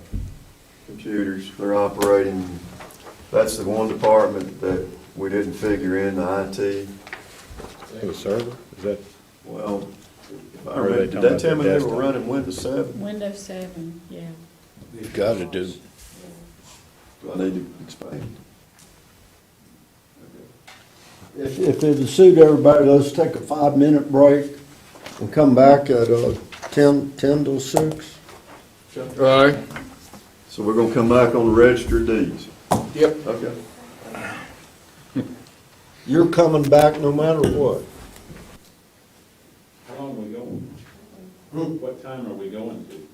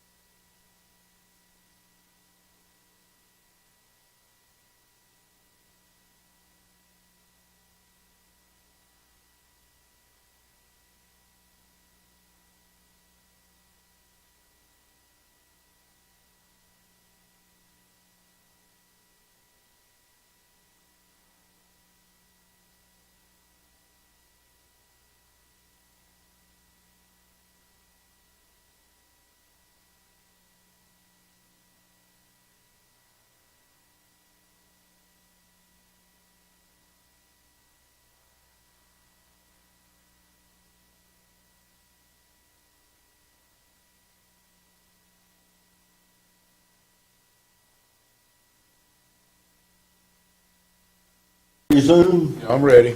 The clerk, it's AWOL. Starting register deeds. I have no questions. Michelle, Nope. put your glasses on. Mark? Just a kind of an informational question. With IT, do they have their own? Or will our IT staff do anything for them? They will not really benefit from our IT staff. So that's, And Because they're this, going into the state system. this Logan system is $39,000. That is basically what their program software is. And Miranda's actually going to give you a presentation on that on Monday. But an in-house IT would not help this office very much at all. are there any others that they would not be?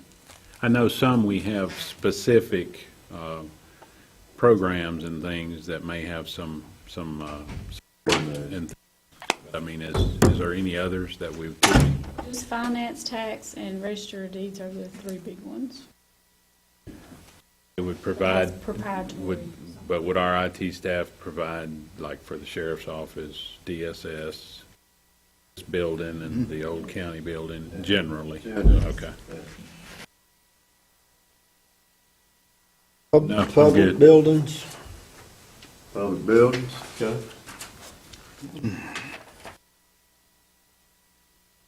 Just a top question on salaries.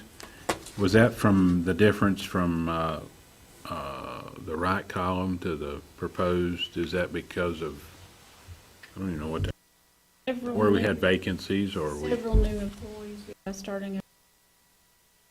And David's salary is actually split between budget and is the only one.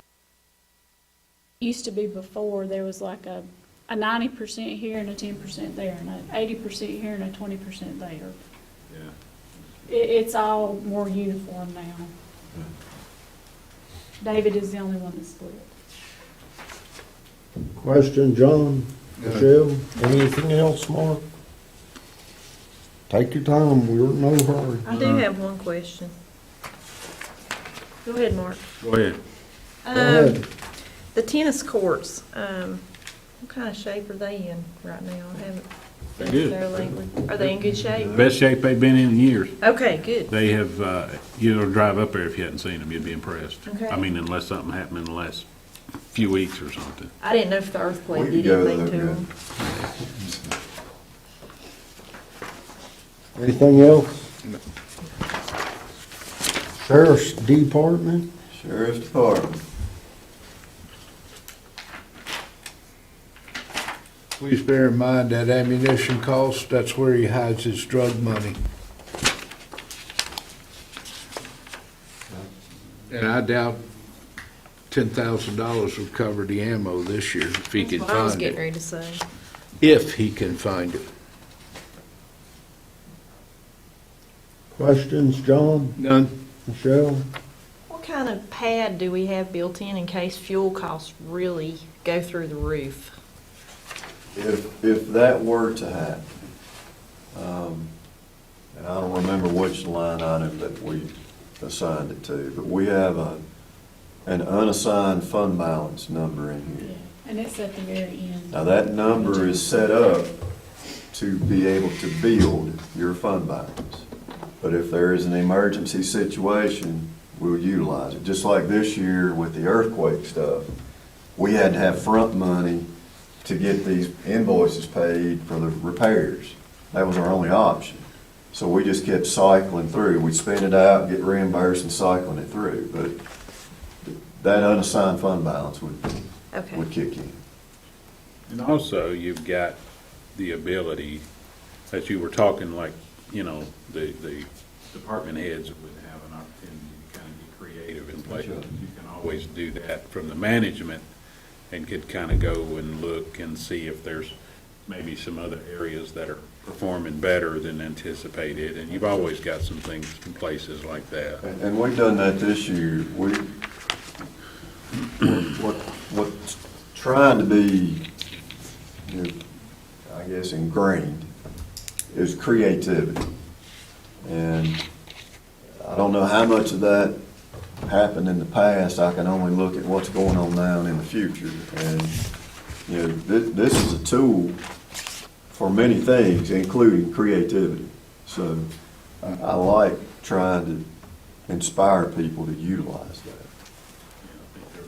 In the past, I liken it to fleet training. You ever Any other questions on the sheriff? put it in a jar, put a lid on it? What, They'll- Michelle? they'll Hit the top of that thing, you can take the lid off, and it's as high as they'll ever go. They'll never come out of that jar. That's kind of what some of the leadership, I think, is. Michelle's got a question. What was the capital purchase for the sheriff's office, the 40,000? That's a vehicle. They had originally, I believe, asked for 4, if I remember correctly. And we reduced that to one vehicle. Have they ever gotten that money from that federal seizure? I'm not aware of that. It was 20-some, it was all the way down to less than Yeah, 20,000. it started Do you out remember? pretty big, but it reduced down the time it. Yeah. Basically nothing. Yeah. Yeah.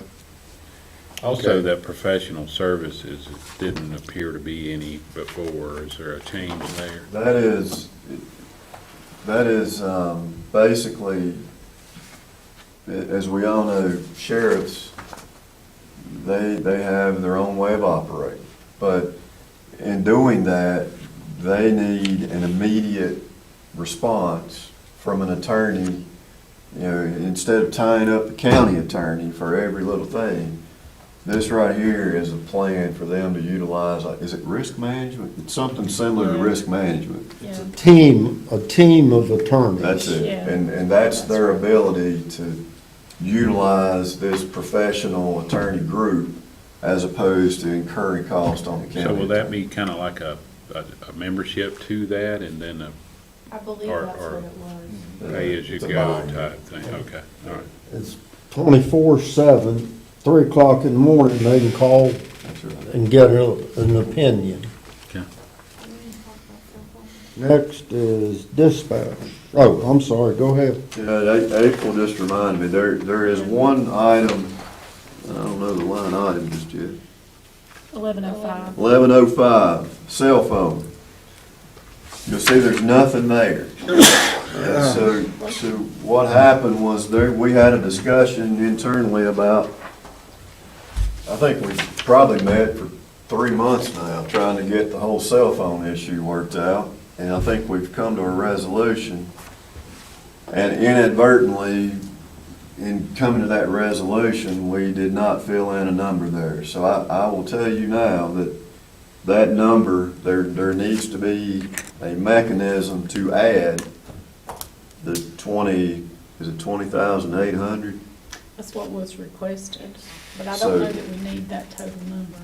Well, I don't either, but I want to put that out there that we are going to have to look at that to try and find a mechanism to implement that funding. So what number? We are you haven't plugging in? approved the budget, why can't you just add it now? Well, I can, but again, I'm keeping a tally because my initial goal would be to look within that department to see how we could implement that. But that number is 510-1105, No, the value that you need to be looking $20,800. That has to be added to the total budget somewhere, Yes, sir, somehow. somehow.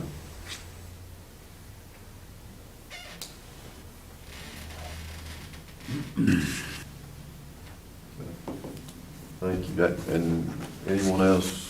No. Dispatch. See, is there one position change add in And the sheriff? yeah? Yes. No, they added- There Or is that is. under detention Jail. officers, that sheriff, or is that a different budget? There's actually one in the law enforcement budget, and there's one in the jail budget. The law enforcement budget is the same level as a patrol lieutenant, what JC is. And it's a requirement, is what our understanding was with the federal inmates. Yeah. If we're going to begin Okay, for receiving the inmates, transportation? we have to have. So that's this Is that the detention officer? No, that's So within the there's- jail. Oh, I see, number 6, transport civil supervisor. Okay, That's in the gotcha. sheriff's Gotcha. budget. Now, Okay. on the revenue for the federal prisoners, did you swag that, or did you zero it out? Oh, we reduced it way, and I mentioned before, in the current budget, we had some large numbers in there for both Which federal and didn't turn state. out. But due to a lot of circumstances, we didn't hit that. Now, we have projections, again, on numbers that we can receive. But we went very conservative on those numbers so that should something else occur, the hit won't be as much as proposed. Thank you. Michael, I think I don't think 20,000 is enough for the cell phones for the sheriff's department unless Nick has had a conversation with you. They're averaging over $2,000 a month just in their Carolina West bill. And then they've got that Verizon bill on top of it.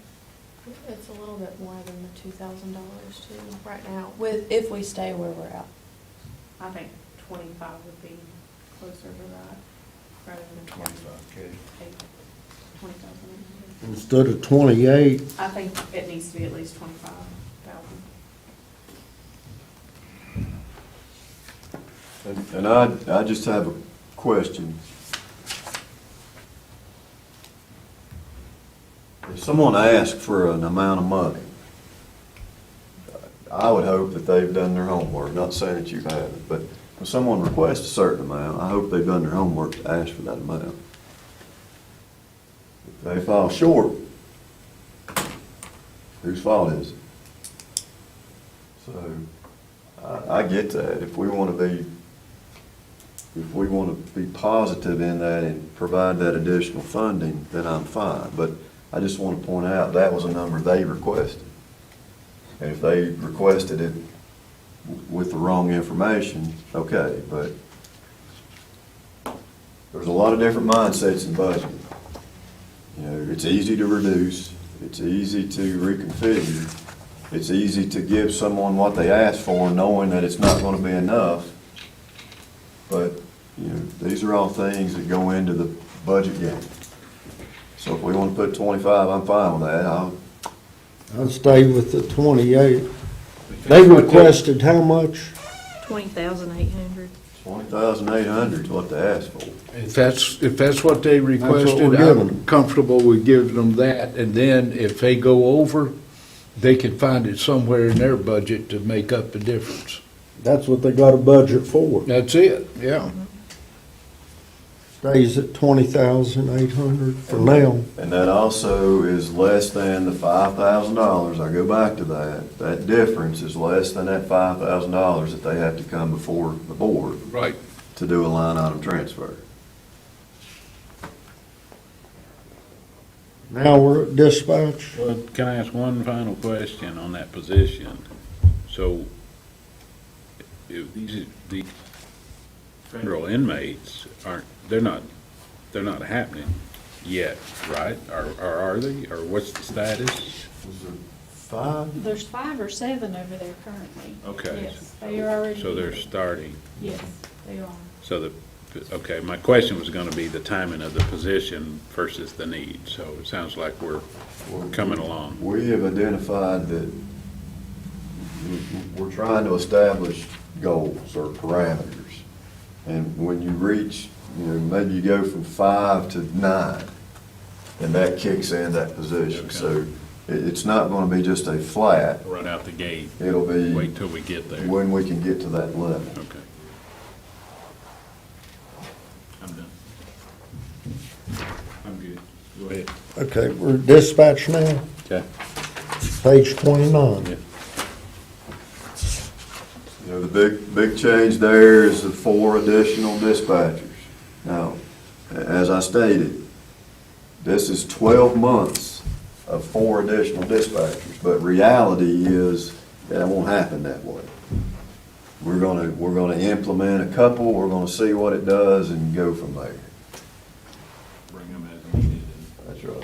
And that 100,000 capital, that's the 100 that is identified in here. Yes, sir. Now, we actually figured all those dispatch salaries starting September 1. September.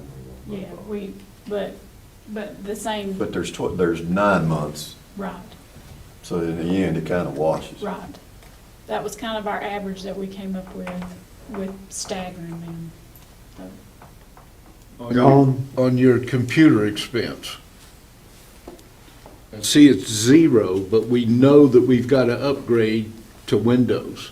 We know we've got a Cisco server upgrade that's coming, all that software. Did you put that under the IT? That's, and I believe it's in the 911. I think those are For funding? eligible 911 funds, are they not?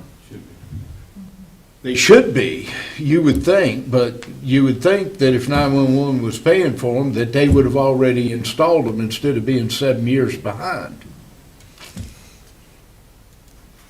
I'm afraid that may be a question we need to ask Wendy on that, because that report that we had on the security, they've got Windows 7, the Cisco routers are out of date, all of that mess, all of their software was deficient.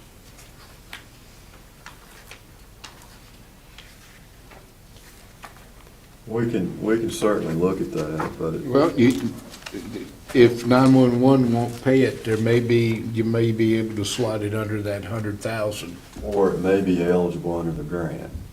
Yes. Hopefully. We're banking a lot on being awarded a grant for this center.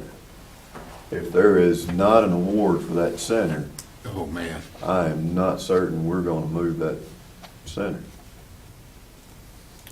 Because the reality then becomes, where's your most economical place to put it?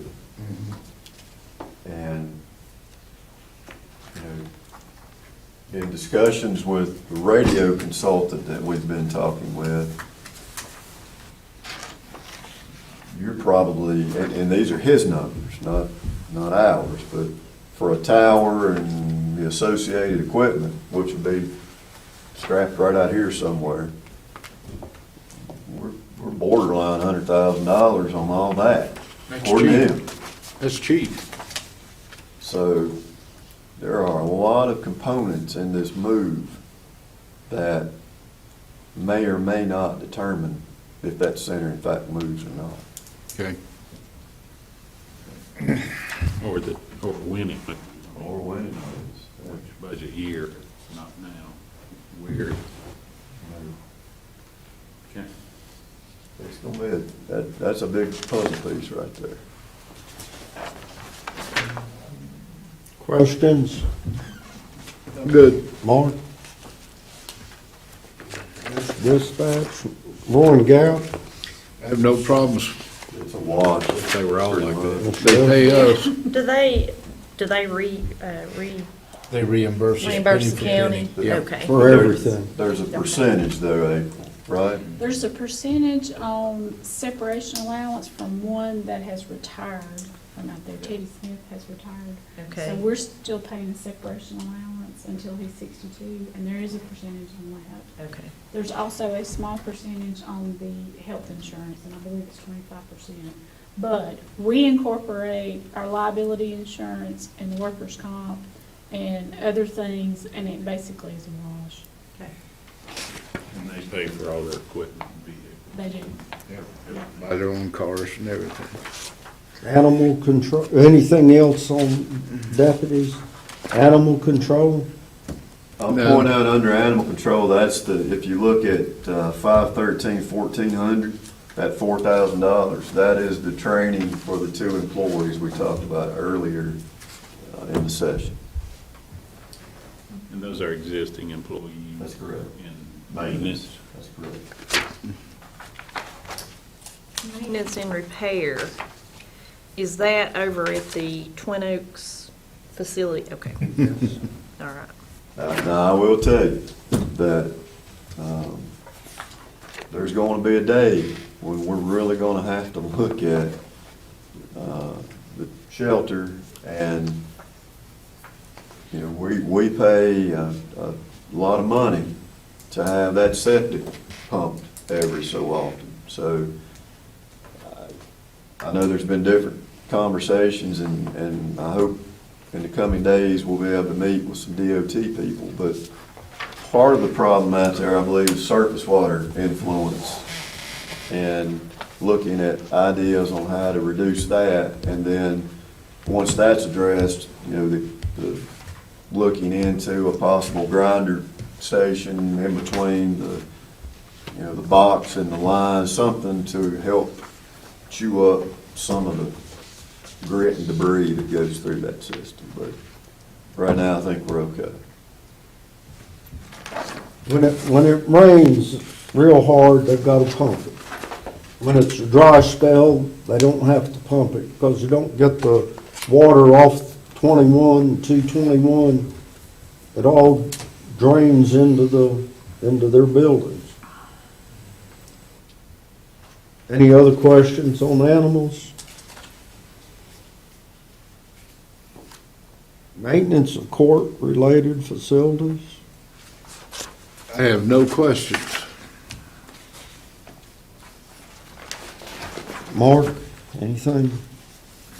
Jail?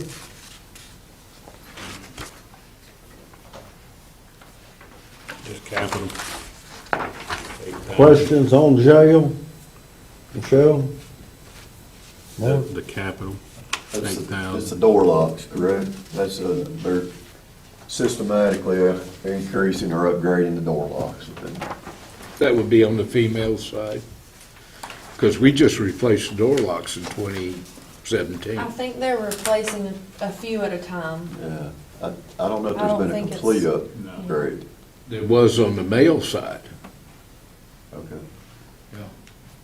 We replaced the electronic and the manual door locks in 2016. Okay. That was an emergency appropriation. But they had been robbing the female side to keep the male side going. So they must be putting them into female. There's 17 cells that can be utilized, but the individual, just the lock, the wiring is still there. Yeah, And the console has to be has to be redone. new yeah. console and the locks. Okay, And Yeah, but- that's a subject for a work session. okay. Mark? Just to give you the background on that, when they built the jail, the county manager at that time went to Surrey County and picked up the obsolete door locks that they had down there to save money, put them up here. The electronic door lock system was built in 1967, and there were no repair parts available, so they were taking it off the female side and had stripped it completely, and that's why we had the emergency appropriation. They had one prisoner that was trapped in his cell for 8 hours. They couldn't get him out because the manual door lock had failed, it was wore out, and the electronic door lock had failed. Emergency management? Wait a minute, I got one question. Oh, What's go the ahead. difference in the food and provisions? What's the big difference in The that? reduction, Yes, they actually transferred money out of that food provisions in this current budget cycle and put okay, it into other line items. okay, So we took what they had actually spent, and okay. that's that number. Emergency management, unless there's any other questions. Now, we do have an email from Daniel about emergency management and cutting his continuing education and travel. He's asked for a reconsideration of that, basically. And I will tell you that earlier today, I think it's what, $400, I think it's $300, $400? Yeah. We actually had a conversation with Daniel earlier today, and I told him exactly what I've said here, is these reductions are well under that line item transfer number. And that throughout this budget, creativity would allow to make up that difference by transferring an internal line to make that up. Yeah, he don't have as many lines to work with, though. He doesn't, but here's the thing, like, some of these, some of the ladder lines down below, like your FEMA or your, some of those lines, those are only utilized in extreme circumstances. Now, if that extreme circumstance presents, it's a good chance that that amount of money is not going to be sufficient anyway. So, Suits me. Anything else? Question, John? Fire Training Center. Now, fire commissioner, the fire commission usually put the funds in there. Is this for repairs or propane? I think the fire commission number is separate than this. It is, but what is he spending for the fire training center? I think there's some repairs on one of the buildings. Yeah, He got his budget, so now, Um, hang on just a second.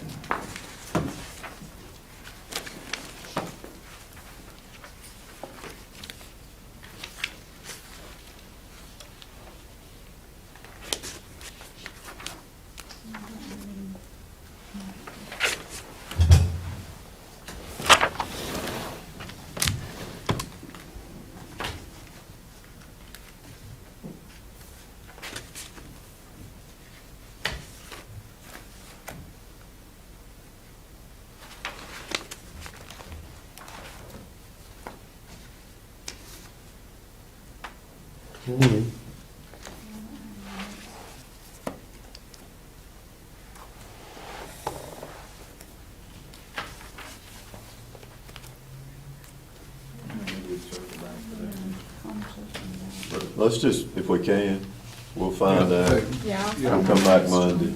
We'll go from there. well, I'm not disputing they need repairs in that storage building, but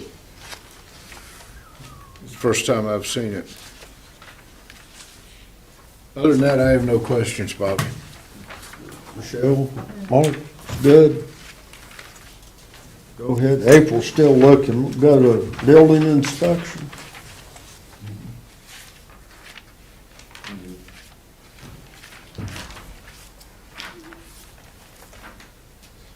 I don't know how many notebooks April went through, but there was a lot of notes. I took a lot of notes.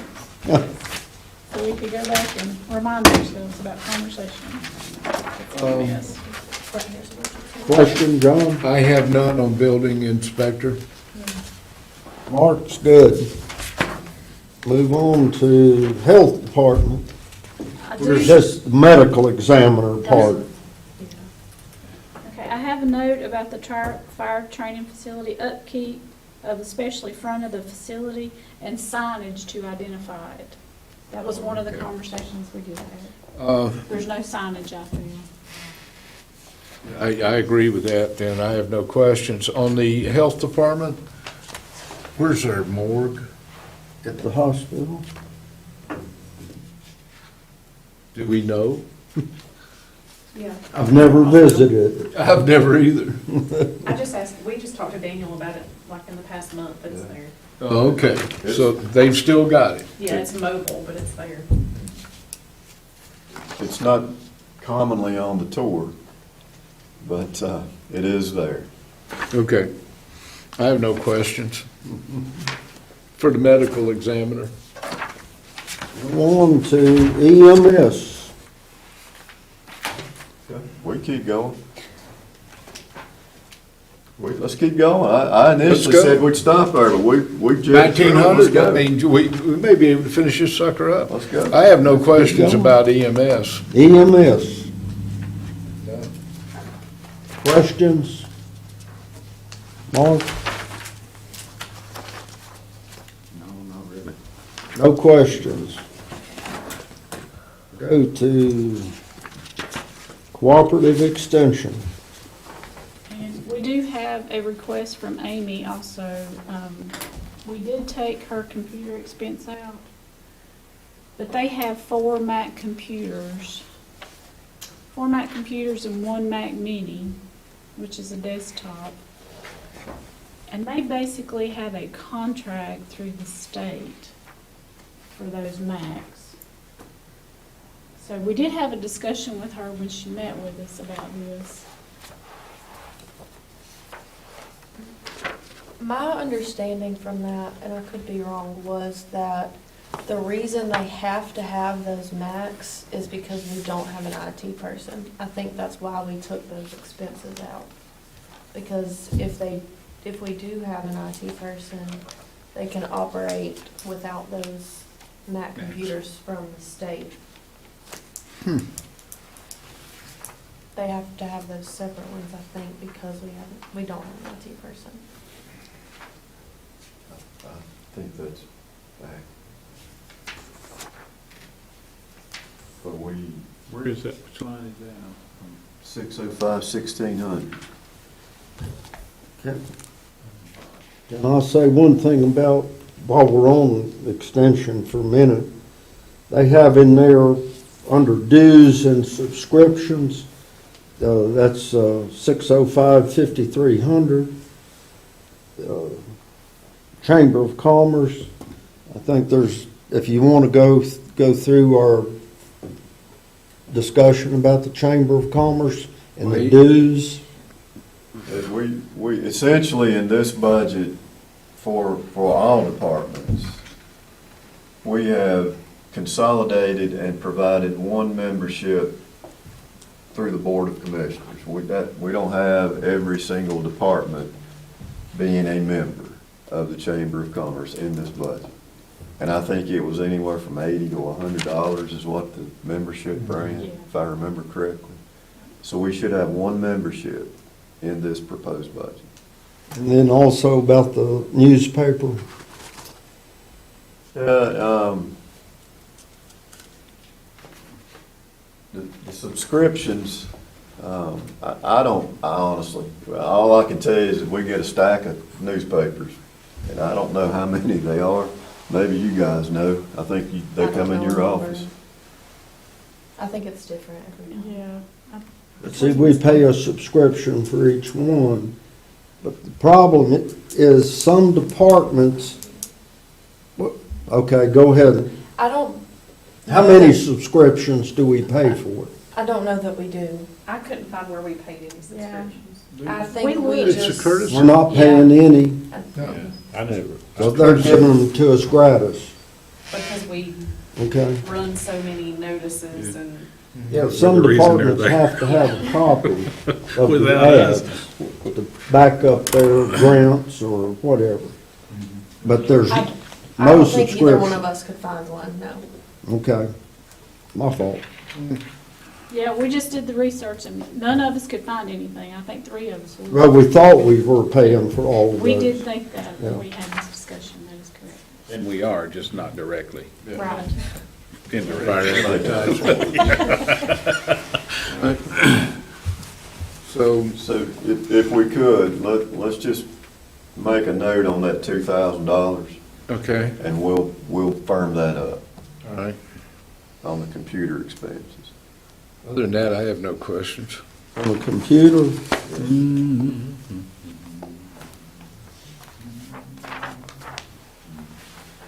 So One you of were them saying says- that you reduced it because we were gonna be doing IT, and then that was gonna cover their need from the state.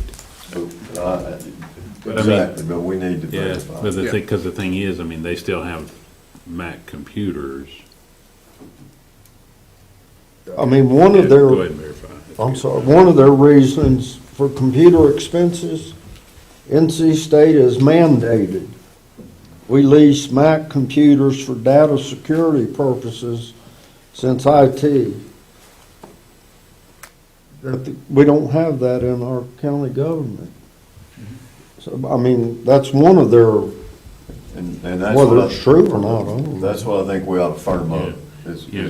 make a note. Because if we take that off, then they're gonna, can they maintain I mean, that's, so they're leasing Mac computers? Yeah, it's So basically they're, a rental. so that's gonna go away, then they'll have to buy computers. Yeah.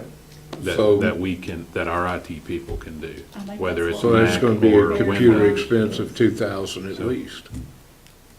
So we'll clear that up. Okay. Soil and water. Soil water.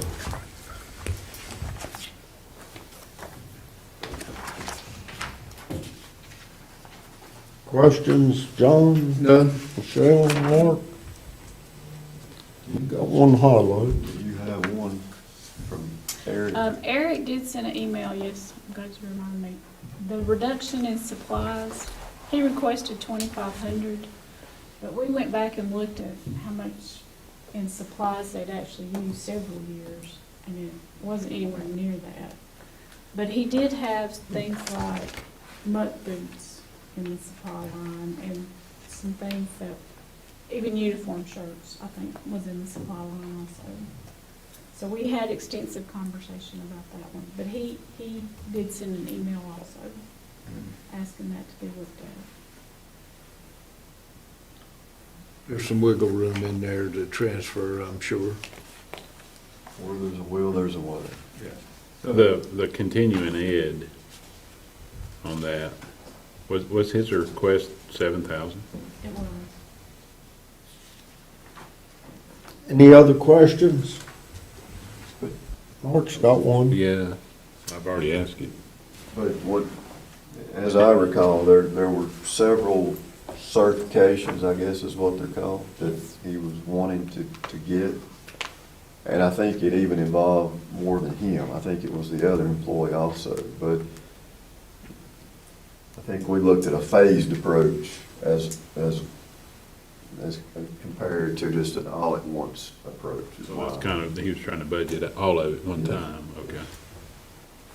And that proposed 3,500 conversation was had with him, I mean, he good with that? Well, I don't want to say anybody's good with But I mean, With it, is he but- aware of it? That He got a what you're copy of his proposing? budget. Everybody Okay. got a copy. Okay, I'll put it that way. all right, okay. I'm good. Any other questions? Mark's, I'm okay. good. So, got to move us to the Veterans Office. No questions? Michelle? I just didn't know what that telephone, it said Drew by it meant. That was for her cell phone, right? Yes. So that is gonna be in our budget. And that'll have to be whatever the cost is. I don't know off the top of my head, but I don't think it's in hours right now, is This cell phone? No, because she doesn't have it yet. it? Right. So But we'll yeah, have we to need add that. We need to add that to ours. So we'll come back with an additional in the administration to include that cell phone in with that month's pay. Mark? Yeah, Got one. on the, going from the salary change, the full-time, from what it is full-time, are you fully assess that and on board with that? Yes.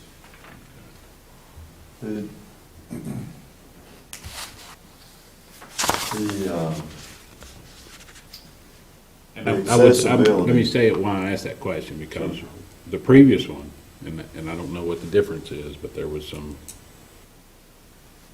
space and some time and some challenges keeping busy. I think there, with the situations that we've encountered over the last year with COVID and the many other unfortunate events, it is not uncommon for that position to exceed 28-hour allotment right now. And that creates not difficulties, but it creates some concerns in trying to fulfill the needs that are in demand right now. A year ago, I'd agree with you. I was one that was behind that. This year, due to all of these other events, I see the need to make that a full-time position once again. One of the other things that she's had to cope with, the Blue Water Navy is now covered under Agent Orange, which multiplied the number of veterans that are covered under Agent Orange. So, and that's gonna be a continuing. Any other And really, questions on the veterans? Next, transportation. Administration.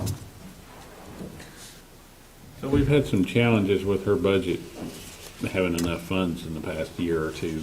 I don't remember exactly what. Are we, have that been assessed? That was I think we- actually the operating fund, yes, and we have dug in a little closer to that, and now that we've had the audit from last year, she has a very good fund balance. Okay. And I think in your summary, there was a statement about the transportation fund going to be self-supporting. Absolutely. It will be next year. Okay. I think it was it 40,000? Yeah, that what I 40,000, remember? yeah, But it was budgeted this year. That is a recognized savings that was in this year, and in previous years, it was more than that. Yeah. It'd been But it up was to a like transfer from the general fund to that operating fund to make things work. This year, we've cut that out because of the fund balance being of such caliber that there's no need for that.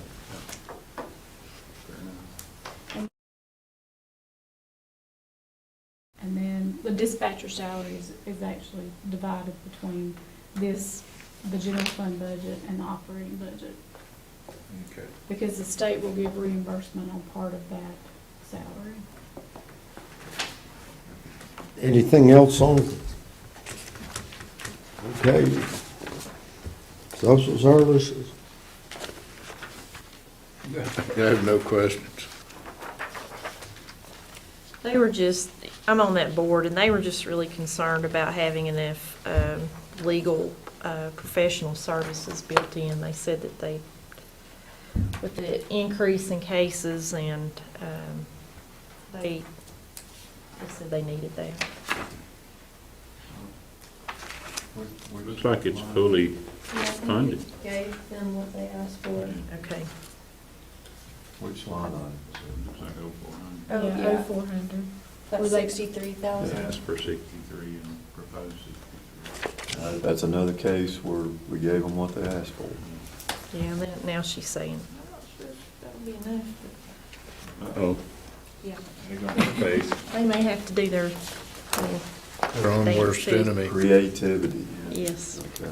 And that was the only other one I had marked on that page was the telephone, but we discovered, or talked about that, so. Questions on, any other questions, Michelle? Mark, Not really. we're good, go next. Public assistance. Questions? All that I will point out on that is you see the request was, I'll just say $400,000 higher than what we put in. But we did the same thing this year, and she identified that we were right on track with that 900 and some odd $1,000. So we put that in there again for this Which proposed page, Will? budget as well. 47. 47. Okay. Any other questions?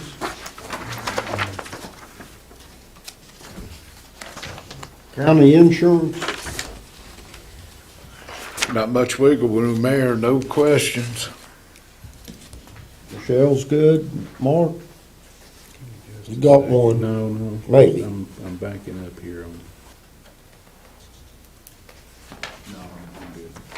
He's good. I'm just curious who your medical provider is. It's Blue Cross Blue Shield, and we're part of the North Carolina Health Insurance Pool. Okay. Any other questions? Next, added for conversation. This is your debt service, basically. Yeah. Can't argue with the banker. For all of our debt payments. I think it's important to point out, that was it 68,000 that Yes. dropped off in this current year? courthouse. Yes. And then in next year's, I think it's around 240?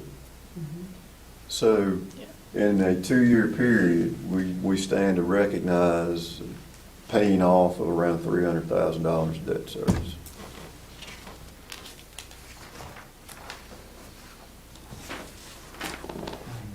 Any Education. questions? Mark? Good, education. I know they aren't satisfied, but I am. Michelle? Mark? Good. He's good. Special appropriations.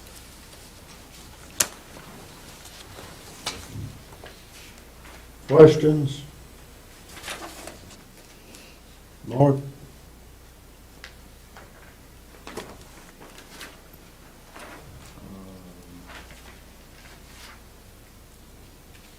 Now, I do show the fire commission, Where are you? What The page? bottom of 52. 52, that Fire fif- Commission. that Okay. 15,000, is that for the life insurance that we were paying for? We haven't paid any life insurance. That 15. Oh, that 15 is for the rescue squad grants. Yes, sir, it's a match to a grant. And then the 28-23 will be the training material for the fire parade and propane at the fire training facility. No, All of it's, it's under there. it's the rescue squad's accident and sickness policy. Okay. Good. Who's paying for the parade? The departments. They are? Okay. I have no objections. And then Michelle? I will point out, there's an extra 15,000 in the rescue squad office. Yeah, I just noticed there's 15 less in the hospital. Did the forestry service change Yeah, but from the state requirement? Was that what constituted that change? the way that it was explained was that with the current funding, that they have actually had to utilize other localities' aid to help cover our number. Sooner or later, they're probably gonna get tired of helping us out. So this number, this new number, is the B number for Allegany's portion of it. We're paying our way. We're now paying our way with this Going number. Dutch now. Okay.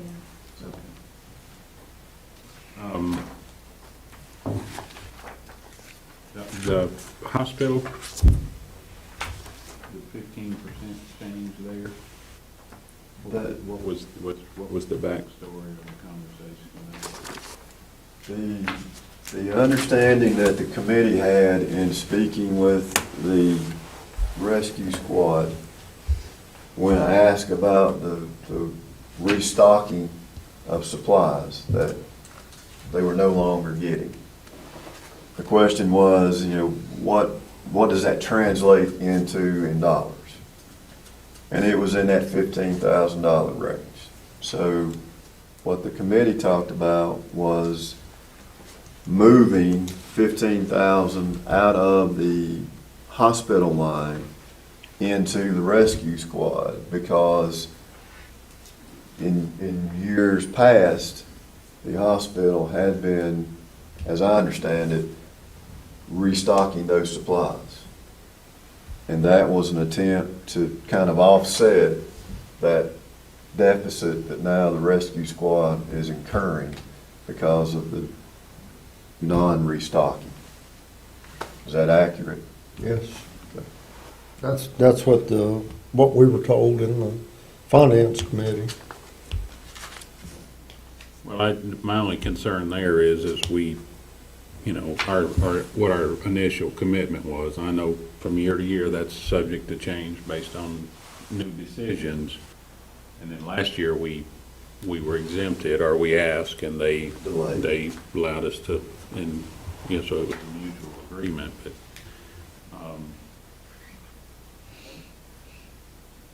I just hate to go back on our word if I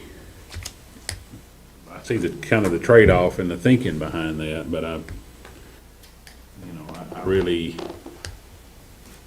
I really hate to reduce, our commitment there. But I want to help, I understand the rescue squad need to, so, But can I add something? Okay. With the American Rescue money that we just got notice of that potential, that is one of the areas that we could use that money in. So if you pass the budget as it is now, and that pot of money does come to us, that, and the hospital does come back and say, we really need the 15,000, that is an allowable expense with that money. could we To budget? support the medical. Of course, I center. don't know that we have gleaned enough information from them. I was thinking budgeting and then some planning or something like Yeah, that. Probably too I premature. ask this group, supplanting is not a word that I like. So, as I mentioned in the email, I think we need to really dive into the parameters of that potential $2 million to fully understand it. It's great to sit around and talk about it, and that's what we need to Right. do. But we need to understand it, or at least I do, more clearly than. Now, it's just, there's potential for something, but we have no clue. That's right. Really where, based on the specifics behind it. If I may, there was also a discussion about the security that the hospital, there was an agreement 2 years ago that the hospital would pay $12.50 an hour for the sheriff's department to have somebody there that was not self-committed. And that agreement has gone away. This new hospital board did not entertain renewing that agreement, or I don't even know if it was asked to be renewed, but it was at $12.50 an hour, which, doesn't cover, but it did cover some money. Something more, but it's more than zero. I'm going to say this with Mark. I know that we made that $100,000. Things have changed. This new board, or the new owners of the hospital, they have made the decision not to restock. They have made the decision not to help with the security. Is the way I understand it, we're the only hospital that doesn't have any security that's provided by those owners. We may not have that many people anymore that need that. I don't know. But I know what you're saying, but that agreement was when we were with Alleghany Memorial. That's who we were dealing with at that time. Now, the proposal was to have this new company take over. I understand that part. Yeah, it was to get what's happening up there now, and that they're doing their part in that conversation. They're coming along, and I don't want to mess up a relationship. I don't think, 15's probably going to do that. but- Relationship goes both ways. Right. They could help if they wanted to. And that's what I want to mention. In the last few days, I think there's been some movement. I can't attest why. I don't know if numbers have gotten out. I don't know the reason. But there's going to be a meeting soon to go back into some of these conversations.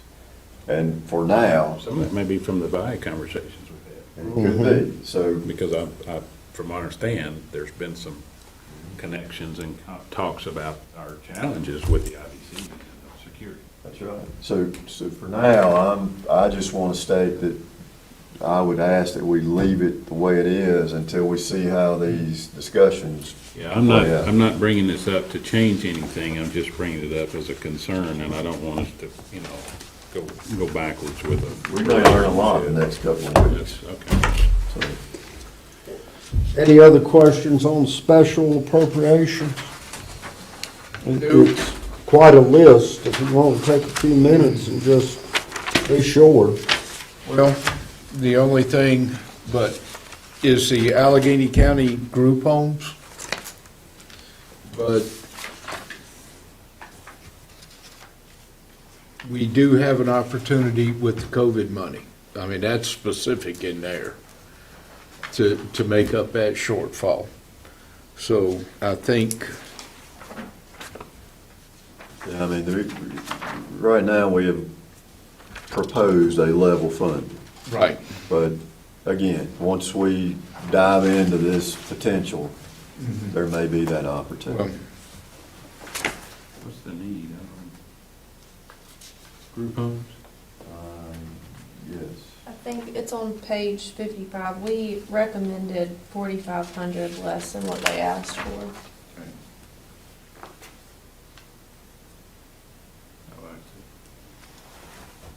well, right now, they're short-staffed. Part of the problem that they've got, they cannot bring anybody in. They've got a 17-year employee over there that is making $10.75 an hour. And we just authorized them to go to $11 an hour to try and bring some people in. But if we go with this COVID-19 money, as I read it, it opens up an avenue where we can help them out. Their COVID-19 money that they have been getting will end September the 30th. Because they've been getting federal funds. And that's the only thing that's been keeping them alive. She was the other person. Remember yesterday I said something about, there's another person that talked about that Rescue Act, and it was her. They may be getting part of this extra money already. She, Becky, I think is her name. Right. She actually mentioned to us that they would be considered under the Rescue Act that we are. I mean, there's a lot of potential, I agree, but if you're looking at it for operational, it's not permanent. I mean, it's one time or one whatever, so.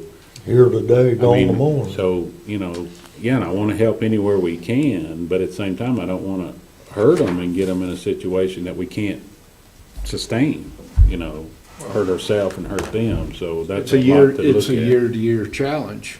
If, right now, core inflation is 14%. Inflation's gonna hit, we're gonna be looking at a budget next year that is going to be a bear, especially if fuel costs go up and everything else. And that goes back to my comment on the email when I sent this whole thing out. It may be difficult to, because of these components. I say hold the line right here. It's a good budget. And then we've got a separate subject over here that would help us out for 1 year, and then it dies. Any other questions? None. Mark? Okay. Next is Contingency Department. That was the number you were looking for a minute ago, wasn't it? With zeros. 202. No submittals. Those were just, a good plan in budgeting is to always have some sort of contingency. Now, obviously, you want to be able to work up to a certain percentage of your budget, which we're not able to do. But in the unappropriated fund balance,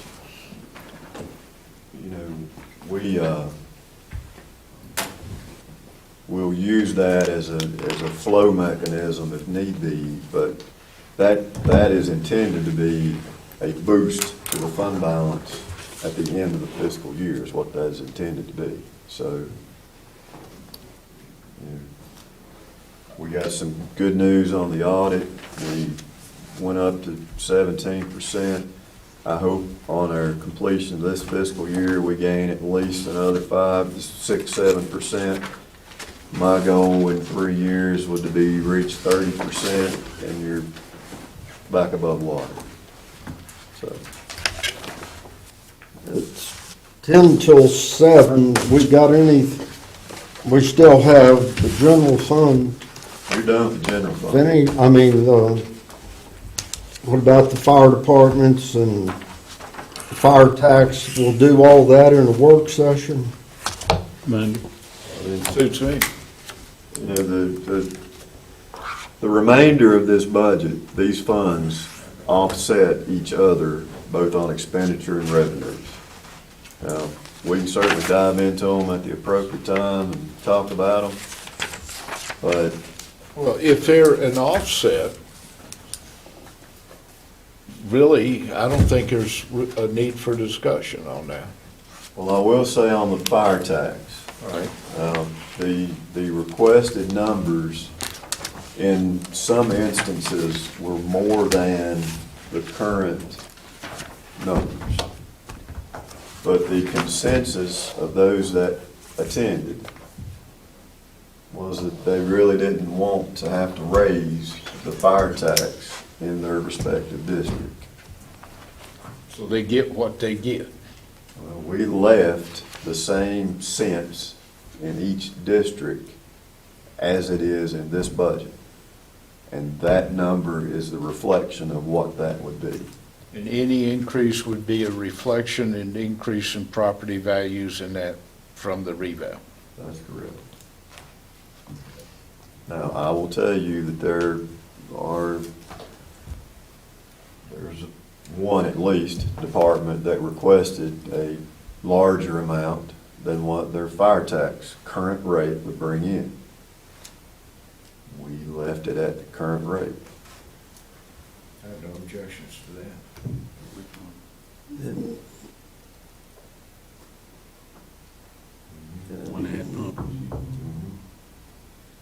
So that's the short and skinny on the fire tax portion of it. Question, I don't know if anything's changed today.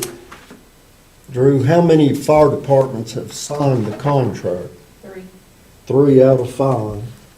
And how many have turned in their general ledger sheets? 2 out of the 5. So we have no way of, Well, we withhold the funds until we get what we need. pardon me, Withhold the funds until we get what we asked for. it's been asked. Don't send those departments a check. I think we'd have to do that in a regular meeting and vote So on you it. need tomorrow and May want to bring it up. I have no objections talking about it at a meeting. which two on your, Glade Creek and Cherry Lane. that's fine, they turned in Now- that, but not their contract. Just so you know, I don't know, is it Sparta and Cherry Lane that have not signed the agreements? And you all remember, I think it was in February, if I remember right, that there were some recommended changes from the meeting of the Fire Commission to modify those agreements, which you voted on to do. Here we are in May, and we still have some concerns about some of the language in those agreements. Drew and I talked about it. She actually sent an email today to one of those departments, and it was basically that at the February Board of Commissioners meeting, we took up the concerns and suggestions that came forward in the Fire Commission meeting and amended those agreements to what those concerns and suggestions were. To me, that's when the comment period stopped. And if there are additional concerns or suggestions, then perhaps that's something that we look at in the upcoming year. But to go 11 months now, floating money basically, and blame me, but I think we need to draw the line. If there are additional changes that come about, we can take that up in the next fiscal year. And you know, one of the requirements of the fire tax was to provide a general ledger sheet. That's right. And one fire department that did, it's an eye-opener what they spend money on. And I think that's one of the work sessions. Well, yeah, now, wait a minute. Those volunteer fire departments have a board of directors. If those board of directors approve that, they're in a corporation. We cannot get into the operation. Yeah, but we fund them, and we approve that. We can fund them for what we told them we would, and we can pick out what we will fund. I think one direction that may come out of a fire workshop is, what does it take to legitimately run a fire station? Now, does paying lawyer fees, does going to McDonald's, does umpteen other things run the fire department? Now, if they were feeding them at a training session, I have no problems with that. Lawyer fees, if they've got into a legal bind, no. May I, before we leave, can we at least hit one more page, which is page 60 under Fund 21? Because, 60. yes. And the reason I ask, Earthquake. you will see that there's $50,000 there for the courthouse roofing. And I know that I've been giving you little updates on that roofing, and I can tell you I got another today.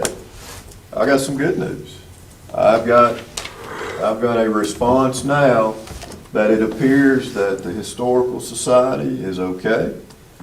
And we are now in the process of looking at a day next week to have a pre-bid on the roofing of the courthouse. So hopefully that is coming about. We got the leak stopped. We haven't got continuing damage, do we? I'm not going to, well, you asked that an interesting way. We had the same roof that was on there when the leaks occurred, if that answers one question. So it's still leaking. So what our concern is now that we are in the process of getting the interior repaired, we don't want to have the same roof on there and make those repairs. So with the help of our good friends with the state, there's been a lot more pressure applied, and I think we're getting something. So we're done with the budget. We don't have to worry about our work session of Monday afternoon? Unless you want to go over these other funds, I don't, because they offset. or unless you want to go over the revenues. But I can tell you, they equal what the expenditures are. I don't personally. The other members may want to. So the work session Monday was only for budget, For Monday, or do you want to talk about Yeah, something else? I think everybody's got thoughts. what do we want to talk about Monday so she can list it? Y'all, you can email me What- tonight or tomorrow. Why don't we first think about what we didn't get to at the last one, which was discussion and conversation with the wellness center about the pool. Okay. That's one. Yeah. He called and gave me a list today, but I'll send that out to everybody in the morning. Is that going to take up an hour? How long? How long do you want the work session to go Monday afternoon? 30 minutes. That was quick. That isn't on this agenda, so we need to talk about it tomorrow. Well, these are just some of the topics that the pool, the wellness center, Steve Mason, animal ordinance, fire tax, what should be counted, what shouldn't be, jail, the wing that's not being utilized, economic development with the workers, with the Chamber of Commerce, insurance. You had a question about insurance for retired employees that we went through in the budget session.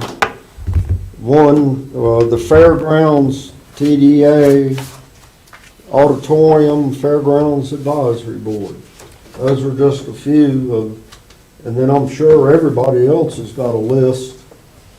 You want to tackle 2 things? You want to tackle 3 things?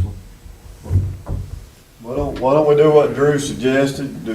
We've kind of identified a few. If anybody else has any, if there are 2 items that we can condense into an hour and a half, 2 hours, we'll start at that right and take it from there. That Sounds okay good. with everybody? Sounds like a plan. All right. Are we in Anything recessed? else? I move we adjourn. Amen. 7 o'clock.